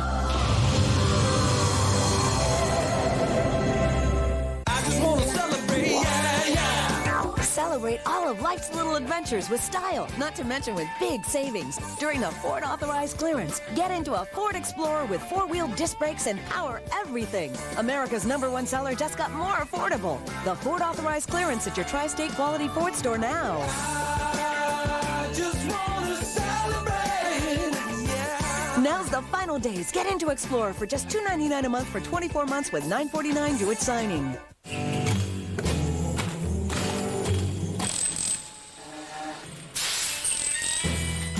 Labor ready, dependable temporary labor. That's how long they've waited here in Boston. Yankees lead at 6-1 since 1918. Even those Florida Marlins have picked up a World Series championship.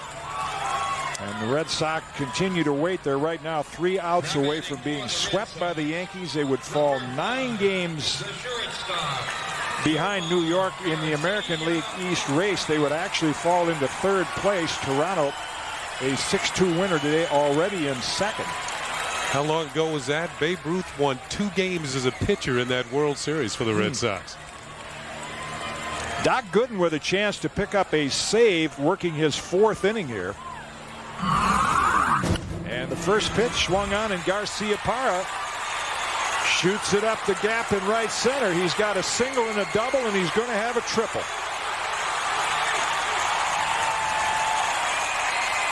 He has been the lone reason to cheer for the Fenway faithful. His 3rd hit of the game, and he probably is the American League batting leader right now, depending on what Delgado did in Toronto. Well, Garciaparra had been struggling. He was 0 for 8 in this series until today. But now he's 3 for 3 with a walk this afternoon.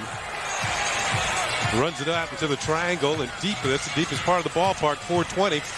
Bernie Williams gets it back in, but not before Garciaparra is going to pick up his 2nd triple of the year. Remember, he's been bothered by a hamstring problem. Strike 1 to Bichette.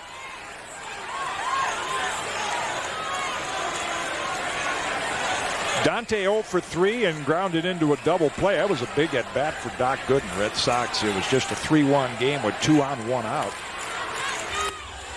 And he is not swinging like the Dante Bichette that was a terror in Coors Field. He has had some pretty tentative swings today, 0-2. Just in case Joe Torre gets Mike Stanton and Jeff Nelson ready in the bullpen.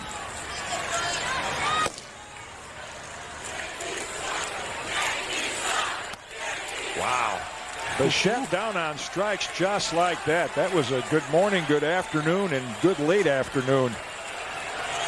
Big strikeout for Doc Gooden. One away in the Red Sox ninth. It looked like Doc just turned it up a notch. Now, we were talking between innings, Kitty, about the Yankee pickups. And people have a tendency to forget about Doc Gooden. There's a pitch that's blown on by, and what he has done, he's made some emergency starts.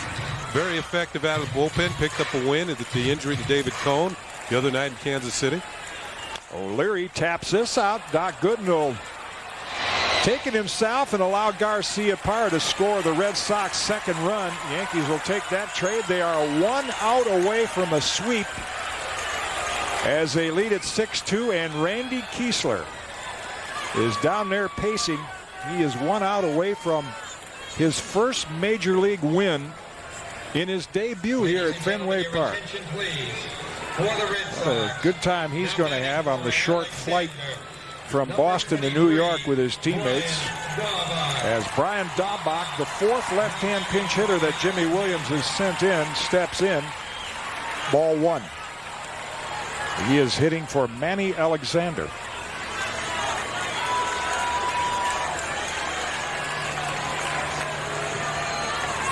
(2-0). Doc Gooden, of course, with 4 innings of work, would qualify for a save. The Yankees would move to 24 games over 500. Was Doc first time he picked up a save in this type of situation?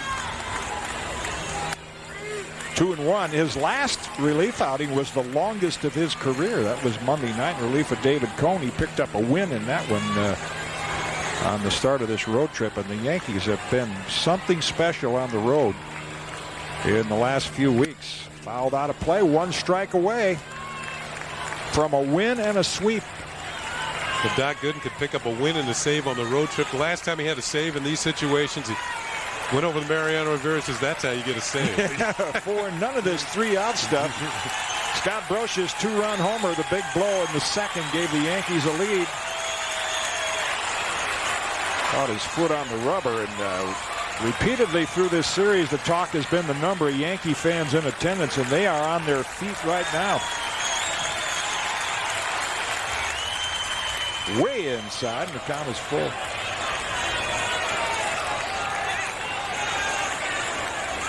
Red Sox mounted a bit of an attack yesterday against Mariano Rivera when they were down 5-1 with 2 out and nobody on. And they will jump on the plane and head to New York and try to get things turned around tomorrow in that 6 o'clock makeup game.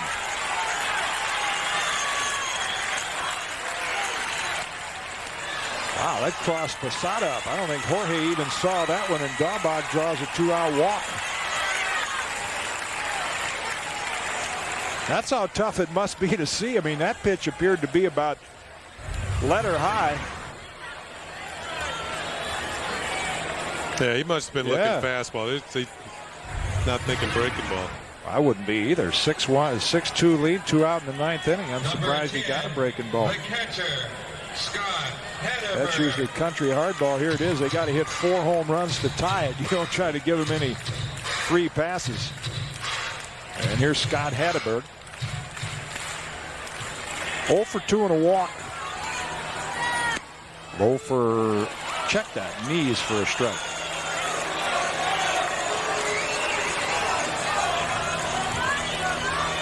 Daubach at first with 2 out. He's going to have to shout for Tino to hear him, not holding him on.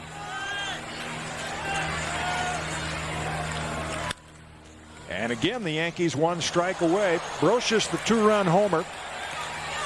Bernie Williams has had a part in it. Jose Canseco.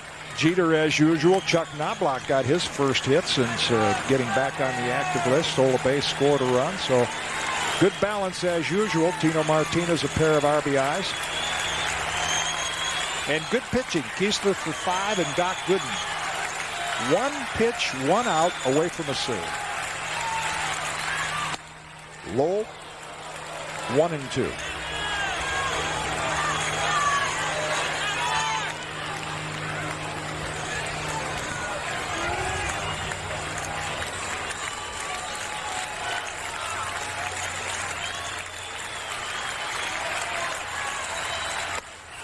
struck him out. And Doc Gooden, with 4 very effective innings, has saved the game for Randy Kiesler. The 24-year-old rookie picks up a win in his first major league appearance, despite a great effort by Nomar Garcia-Parra, who win a perfect 3 for 3. So the Yankees complete the sweep. The Red Sox score only 5 runs in the 3-game series, and they now fall 9 games out of first place in the American League East. They have dropped into 3rd place as the Yankees celebrate their 6-2 victory. Flawless in the field, they pound out 11 hits, and we'll be back on MSG to wrap this one up. Randy Kiesler is 1-0 as a big leaguer.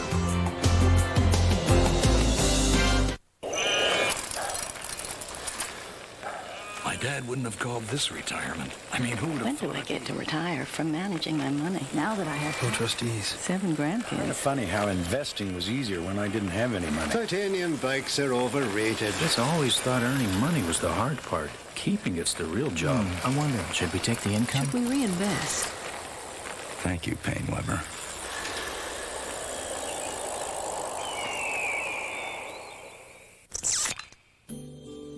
Hi. At Snapple, we know the pressures facing young fruit today. How easy it is to go bad, start hanging with the bad crowd, mixing with preservatives. That's why here at Snapple, we've created a place where good fruit can come to get even better, to learn skills, to interact with other fruit they would never meet on the outside. Snapple and fruit, making the best of it together. Fly ball deep to right field. O'Neill going back, leaping and catching.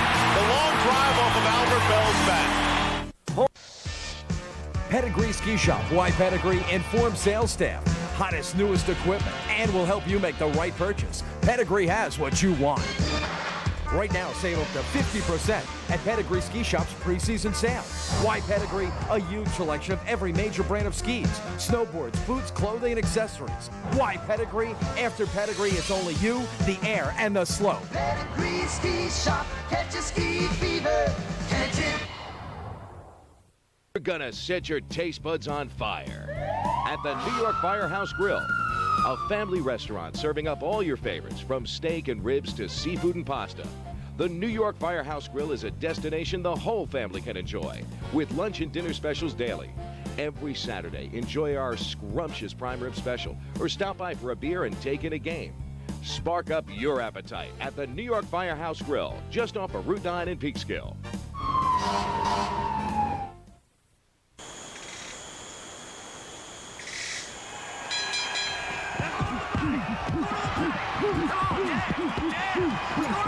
This September, catch the games down under.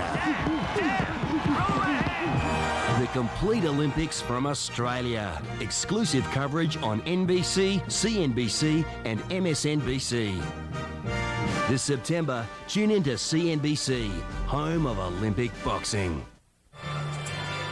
Shadows have moved in across the infield. They've moved in across the season of the Boston Red Sox. Let's check out our Jeep game summary. The Yankees win at 6-2. Randy Kiesler, his major league debut, picks up a win with 5 innings of work. Doc Gooden was brilliant in relief. Scott Brocious, as usual, with a timely home run. The Yankees' first 3-game sweep here at Fenway since the early 90s, and the lead is now at 9 games.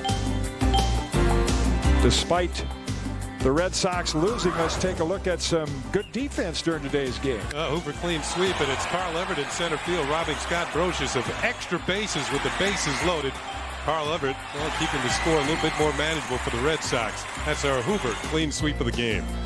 Despite that great catch, the Yankees win at 6-2. Lots more to talk about here on our post-game coverage. After these commercial messages, we'll be back to Fenway Park. At home, I'm a mom. At work, I'm part of the technology group at International Paper.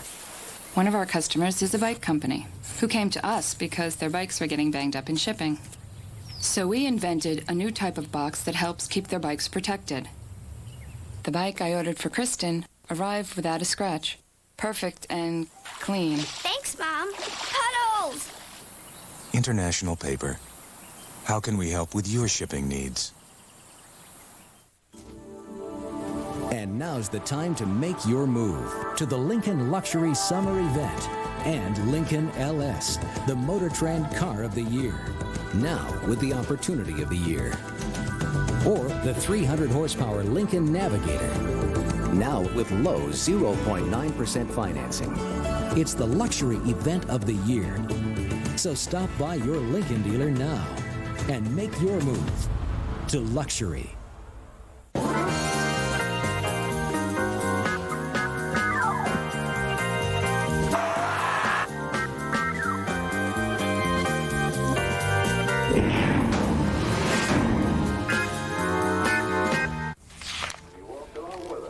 Want to start a family? Right now? I just got supplemental insurance. What's that? Aflac. Well, if we get sick, our health insurance won't cover things like lost pay or other expenses. This does. What's it called? Aflac! I don't know. Aflac. Without it, no insurance is complete.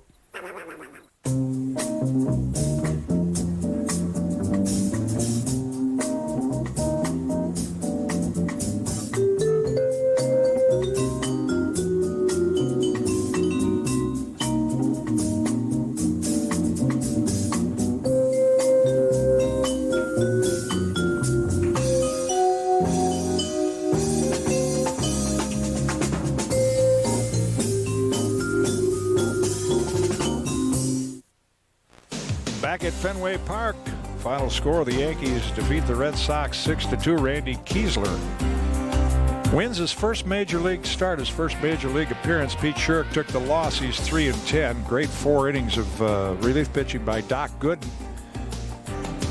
Back at Fenway Park on what has been just a beautiful day for the Yankees and a great weekend. And Kenny, I think we go back to the success the Yankees have had on the road and the success since the All-Star break. They've scored more runs than any team in baseball, but the central part of this team during this great run, as it has to be, is starting pitching, and that has really been solid. Yeah, you go back and El Duque coming off the disabled list, a few hiccups while getting ready, and seeing them getting back into midseason form now. He's pitching well. The Rockets been outstanding since coming off the disabled list. We look at what the Yankee pitchers have done recently here.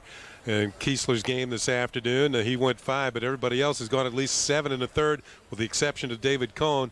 With the injury on Tuesday in Kansas City, the Yankees won that game as Doc Gooden came out of the bullpen. And on this road trip, the Yankees, what did they go, 6-1 on the road trip. And the game they lost, they should have won. They lost that to the Kansas City Royals with a late rally. So they're just fantastic this last few weeks here.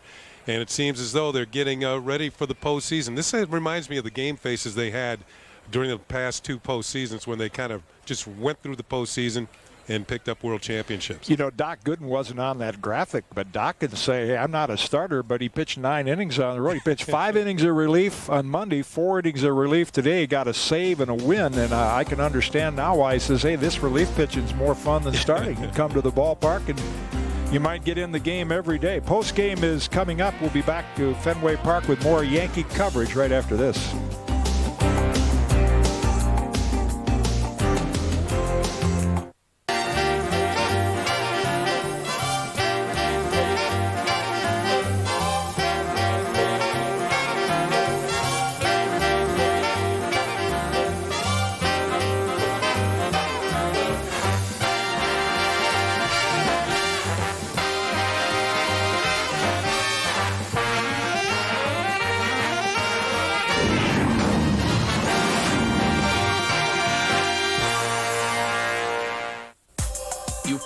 On that internet stock and that lakefront property.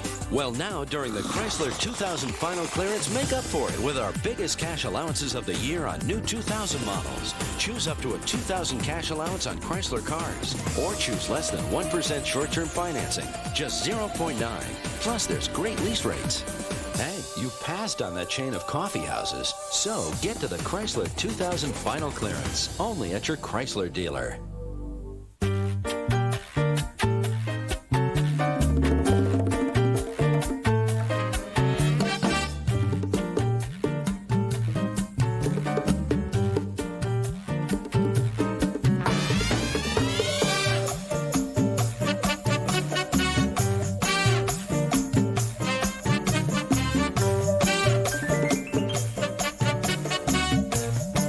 Introducing Blue for Business from American Express.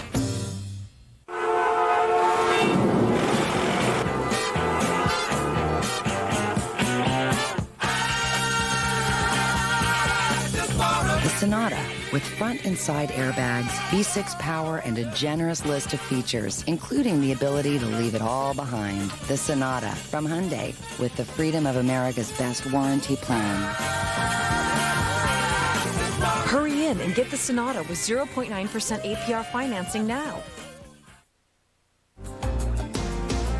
Once again, the final score from Fenway Park. The Yankees complete the sweep. They win at 6-2. Randy Kiesler wins his debut. He's 1-0. Stay tuned. Coming up next, the Jeep postgame report with Michael Kay and Susan Waldman. Should have some interesting comments from Randy Kiesler on the postgame show. We'll be with you tomorrow. These same two teams. They'll head right up to New York. It'll start with our 5:30 Marriott Marquis Scorecard show. El Duque will pitch for the Yankees tonight at 10:30. Join the MSG Sports Desk presented by Chevrolet. And then at midnight, the Keith Olbermann Evening News. That's all right here on MSG. Closed captioning provided by The Wiz. Your ticket to entertainment. Spraying at home plate, getting it clean on a beautiful, glorious afternoon for this great rivalry, the Yankees and the Red Sox. Coming off Andy Pettit's great performance yesterday. A few deep breaths early in the game, but Randy Kiesler, supported by some good base running, some timely hitting, and he comes away with a 6-2 win. Been a great weekend for the Yankees. For Leon Schweier, our producer, Bill Webb, the director, Eddie Caginelli, and Michael Cooney, my partner Ken Singleton, our capable crew here in Boston. As Randy's family looks on, the Yankees win 6-2. Postgame coming up next. New York Yankees baseball has been brought to you by the men and women of General Motors, whose commitment to quality brings you outstanding cars and trucks. By the 68,000 professionals at Delta Airlines. By your local McDonald's. We love to see you smile. By Panasonic Palm Quarter, just slightly ahead of our time. And by The Wiz, your ticket to entertainment. Are you ready for the Fall Blitz sale at The Wiz? Kick off the new season with the hottest new technology and hit The Wiz now for super savings on big screen TVs.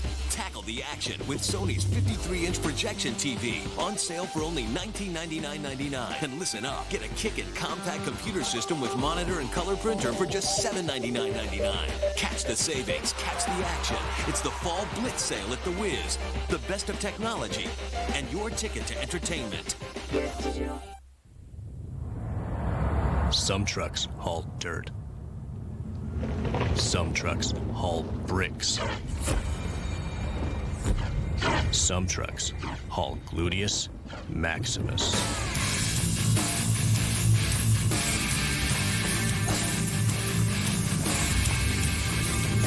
The new 210 horsepower, supercharged Nissan Frontier.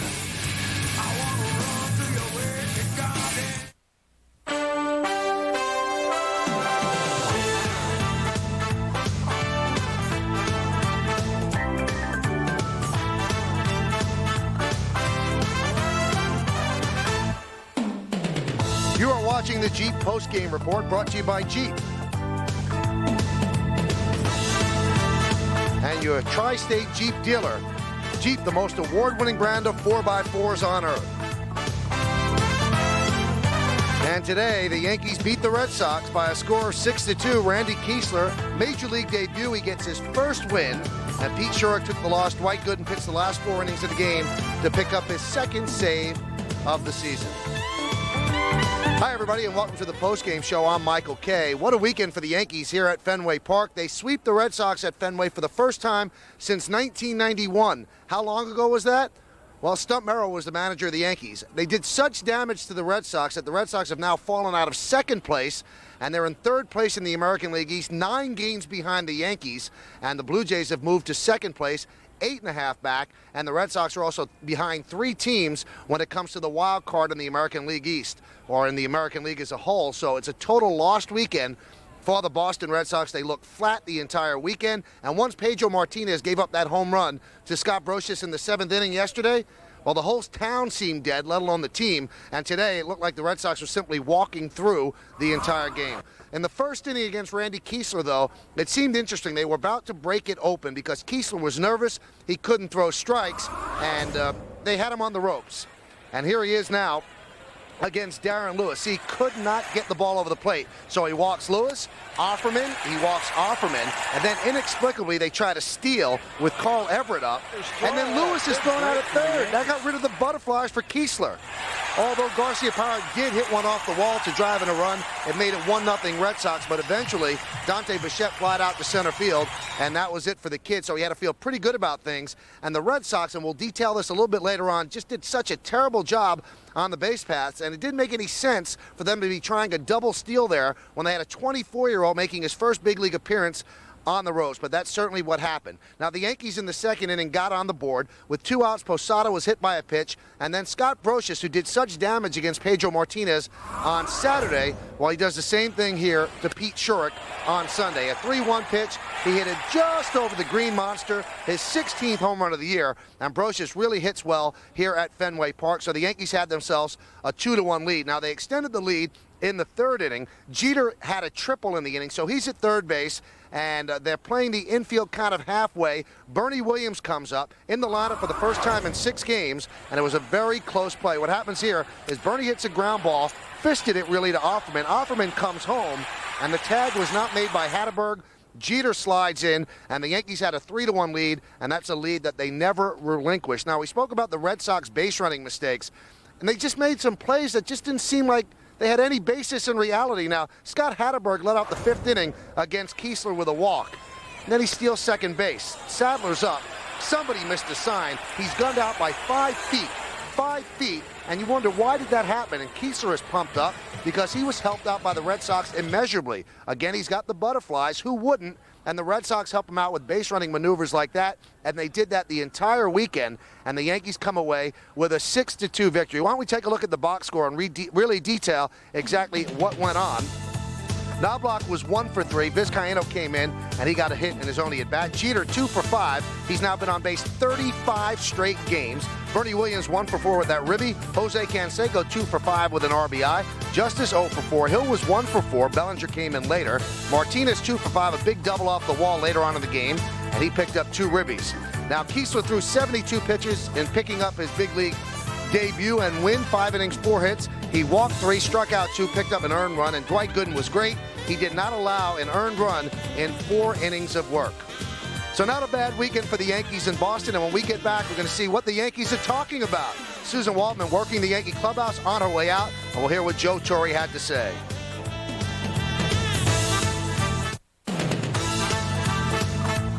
You're watching the Jeep Postgame Report, brought to you by your Tri-State Jeep dealer. Jeep, the most award-winning brand of 4x4s on earth. This summer, get an ordinary 4x4 and do ordinary things. Or get a Jeep 4x4 and do extraordinary things. Thanks to the Jeep Summer Clearance. Buy a new 2000 Grand Cherokee Laredo and get a $1,000 cash allowance and financing as low as 0.9%. Or lessees with preferred credit can lease one for 0 down, $369 a month, and $1,269 due at signing. Make this summer your best one yet. Hurry to the Jeep Summer Clearance. It's anything but ordinary. Check out this $369 lease at your Jeep dealer.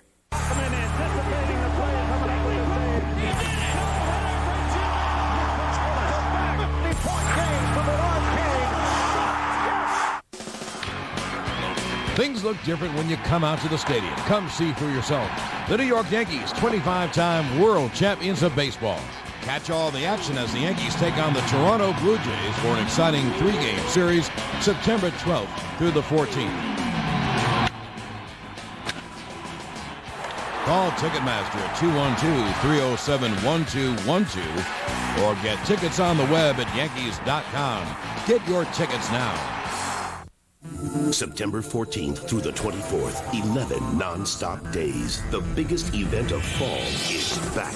Metro's Full Frontal Fashion, featuring non-stop coverage of General Motors' 7th on 6th Spring 2001 Fashion Week.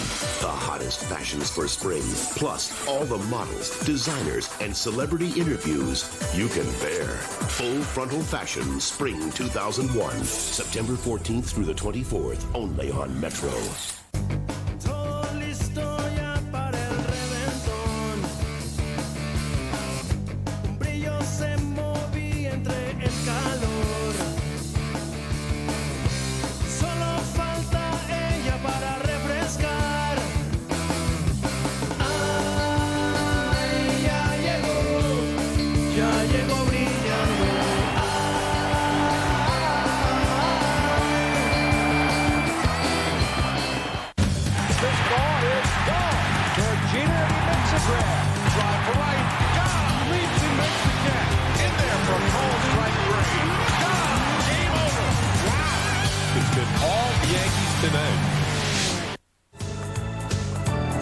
Take out the brooms. The Yankees have swept the Red Sox here at Fenway Park. The third and final game, a 6-2 Yankee victory. Randy Kiesler, the rookie, with the win. Pete Shorrock, the veteran, with the loss. And Dwight Gooden picks up his second save of the year. It is time for the Clubhouse Report. The New York Marriott Marquis Clubhouse Report, Broadway's biggest hit. Susan Waldman talks with Joe. Joe, talk a little bit about Randy first. Well, we anticipated his being nervous, and he went out there and showed that early on. But he settled in. And we had a couple of breaks. We were able to take advantage of Posada's arm and get out of some jams. But he was good, and you could see he's not afraid to throw the change up. He got a little excited at times, but overall it was great to get him a win. After the first two walks, what are you thinking there as you're watching him walk the first two guys? Well, it's just nerves, and so you really have to sit on your hands at this point in time. But he pitched his way out of it, which was great for him and for us also. He had said that if he keeps his fastball down, that's the kind of the cue for everything else. Did you see that today? Well, he didn't keep it down early. But it's a pretty good idea in this ballpark because, I think Nomar showed him if you get the ball up, what's going to happen. You can play handball off that wall. But he was good. He was able to get stuff over. He made some pitches. I mean, he even got in Carl's head a little bit and he wanted to hit left-handed against him to take his changeup away from him. So that's nice to see. Do you see Doc really sort of settling into this role? Oh, yeah, Doc is very comfortable for me. He comes in, he throws strikes. They may get some hits, but he throws strikes. And that's so different from the Doc we knew at the end of the '96 season. It makes a difference. He gets ahead. He has more weapons, and he knows how to use them. This team's now won, I think, 13 out of 17 road games. What is it about them concentrating here on the road? Well, I think it's more the time of year than where we're playing. And we've been pretty much a even club on the road and at home all year long. We're not intimidated by that, and I think it's probably because we've been successful in the past. Well, that's Joe Torre, and this is Susan Waldman, who was doing the questioning. And Susan, first off, let's talk about the Red Sox. I mean, you've been in this ballpark for a long time, since you were a kid, and it seemed like when Brocious hit the home run off Pedro Martinez, somebody pulled the plug. They were flat the whole series, and Jimmy Williams made some very weird managerial decisions. I don't understand any of it, and yes, as soon as Scott Brocious hit that home run yesterday, it's as quiet as I've heard it in here since Bucky Dent hit that home run in 1978. But let's talk a little bit about that first inning, because I don't know what in the world Jimmy Williams is thinking about. You have a kid making his major league debut. He walks the first two guys, and he's got his lead runners stealing with Posada behind the plate. I don't understand it. Randy Kiesler could not get the fastball down early. Posada bails him out of it. He said when he got the first out, he went, and he really took a deep breath. I don't understand what Jimmy Williams was doing, and some people that I don't understand are not in this lineup. Where is Rico Brogna? You got him to hit. He hits righties. He hits lefties. He's always wanted to play here. He's from New England, and he's sitting on the bench. I just don't understand it. And also, he follows up a left-handed starter with 3 left-handed relievers against Canseco and Hill. He never matched up. It seemed like a very strange way to manage in this series. Let's move over to the Yankee side. Bernie Williams back in the lineup after missing 6 games. What's the report on him? Is he okay? Yeah, he says he's fine. The interesting thing is that, remember when he came back and batted right-handed the first time, remember he told us how he couldn't really pull the trigger. He looked pretty comfortable there, and as long as he just takes it easy, I think he'll be okay. All right, Chuck Knobloch, he got his first hit, and I guess that was a long time coming. I think he was 0 for 13 off the DL. Well, he hadn't played in a month, and his legs were a little wobbly, and before the game, Joe Torre just walked by him and sort of looked at him, didn't even stop, and said, "You'll get a hit before the end of the year." And I think Chuck sort of giggled, and that first hit is going to go a long way to getting Chuck back in. All right, let's go to the main attraction in this game. That's going to be Randy Kiesler. Susan moments ago spoke with the rookie, and I'm sure this was a big day in his life. Here's that interview right now. Randy, after the first 2 walks, you seemed to settle down when with the aborted steal there of third base. What are you thinking after the first 2 walks? Yeah, that still, Jorge helped me out a lot there, but I did what I tried for 5 days not to do. I was determined for 5 days not to aim the ball, and sure enough, as soon as I get out there, I'm sitting there aiming the ball, and that was my #1 goal not to do, and I did. But then that helped me out, getting that first out, kind of, all right, let's go ahead and let's see if we can get out of this. And I kept getting behind, and Garcia Perro, man, he's good. He's so good. It's not even funny. You had said before the game that when you got the first out, you thought you'd be able to relax a little bit. Did you at all? Did it change a little bit? You seemed to struggle a little bit more in that first inning, but then settle down. The first inning, after the first inning is when I settled down. I mean, I got to the first inning without any real bad damage, but and then after that I got a little smooth, got some good defensive help, and I settled down and tried to throw strikes, and that's what I wanted to do, is throw strikes. Could you have gone out for the 6th inning? Did you want to go back out? Did you try and convince Joe, or you said that's it? No, I wasn't going to say a word to him. It's his decision, but I felt good. I was getting more, every time I went out there, I felt more and more comfortable. But hey, I'm just glad I gave us 5 innings and gave us a chance to win the game. That was what I wanted to do. This park scares an awful lot of lefties, and a lot of lefties have not had success here. Do you feel kind of happy that you were able to get the win here? Yeah, actually, that hit by Garcia Perro, this stadium helped me. I mean, any other park in baseball, that ball is probably over the fence. So, hey, it helped me out today.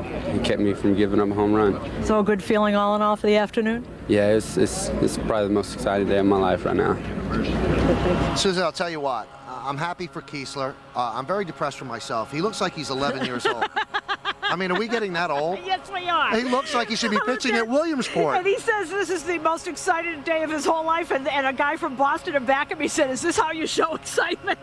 I mean, he's one tough cookie. That's great. He is. He looks like he's 7. And you know, the funny thing is, his family had flown in from Texas, and his fiance from New Orleans. He had Mandy, and Sandy, and Candy, and he didn't seem like he was nervous at all, except for the first inning. He did settle down, and Lee Mazzilli had told me he's a little bit confident, bordering on cocky, and boy, to handle this situation is a pretty good scene. You know, you have to be. And Stump Merrill also said to me, he's a cocky little son of a gun. And he had said when I talked to him yesterday, when I get that first out, I'll be okay. I'll be okay. But, you know, you come into this park, and this park has really ruined a lot of lefties. I think he did a great job for being 24, straight out of AAA and never pitching in the big leagues. First Yankee rookie pitcher to make his debut at Fenway Park and get a win since Ralph Terry back in 1956. When we get back, we'll wrap it up. Yankees beat the Red Sox 6-2, and they sweep Boston.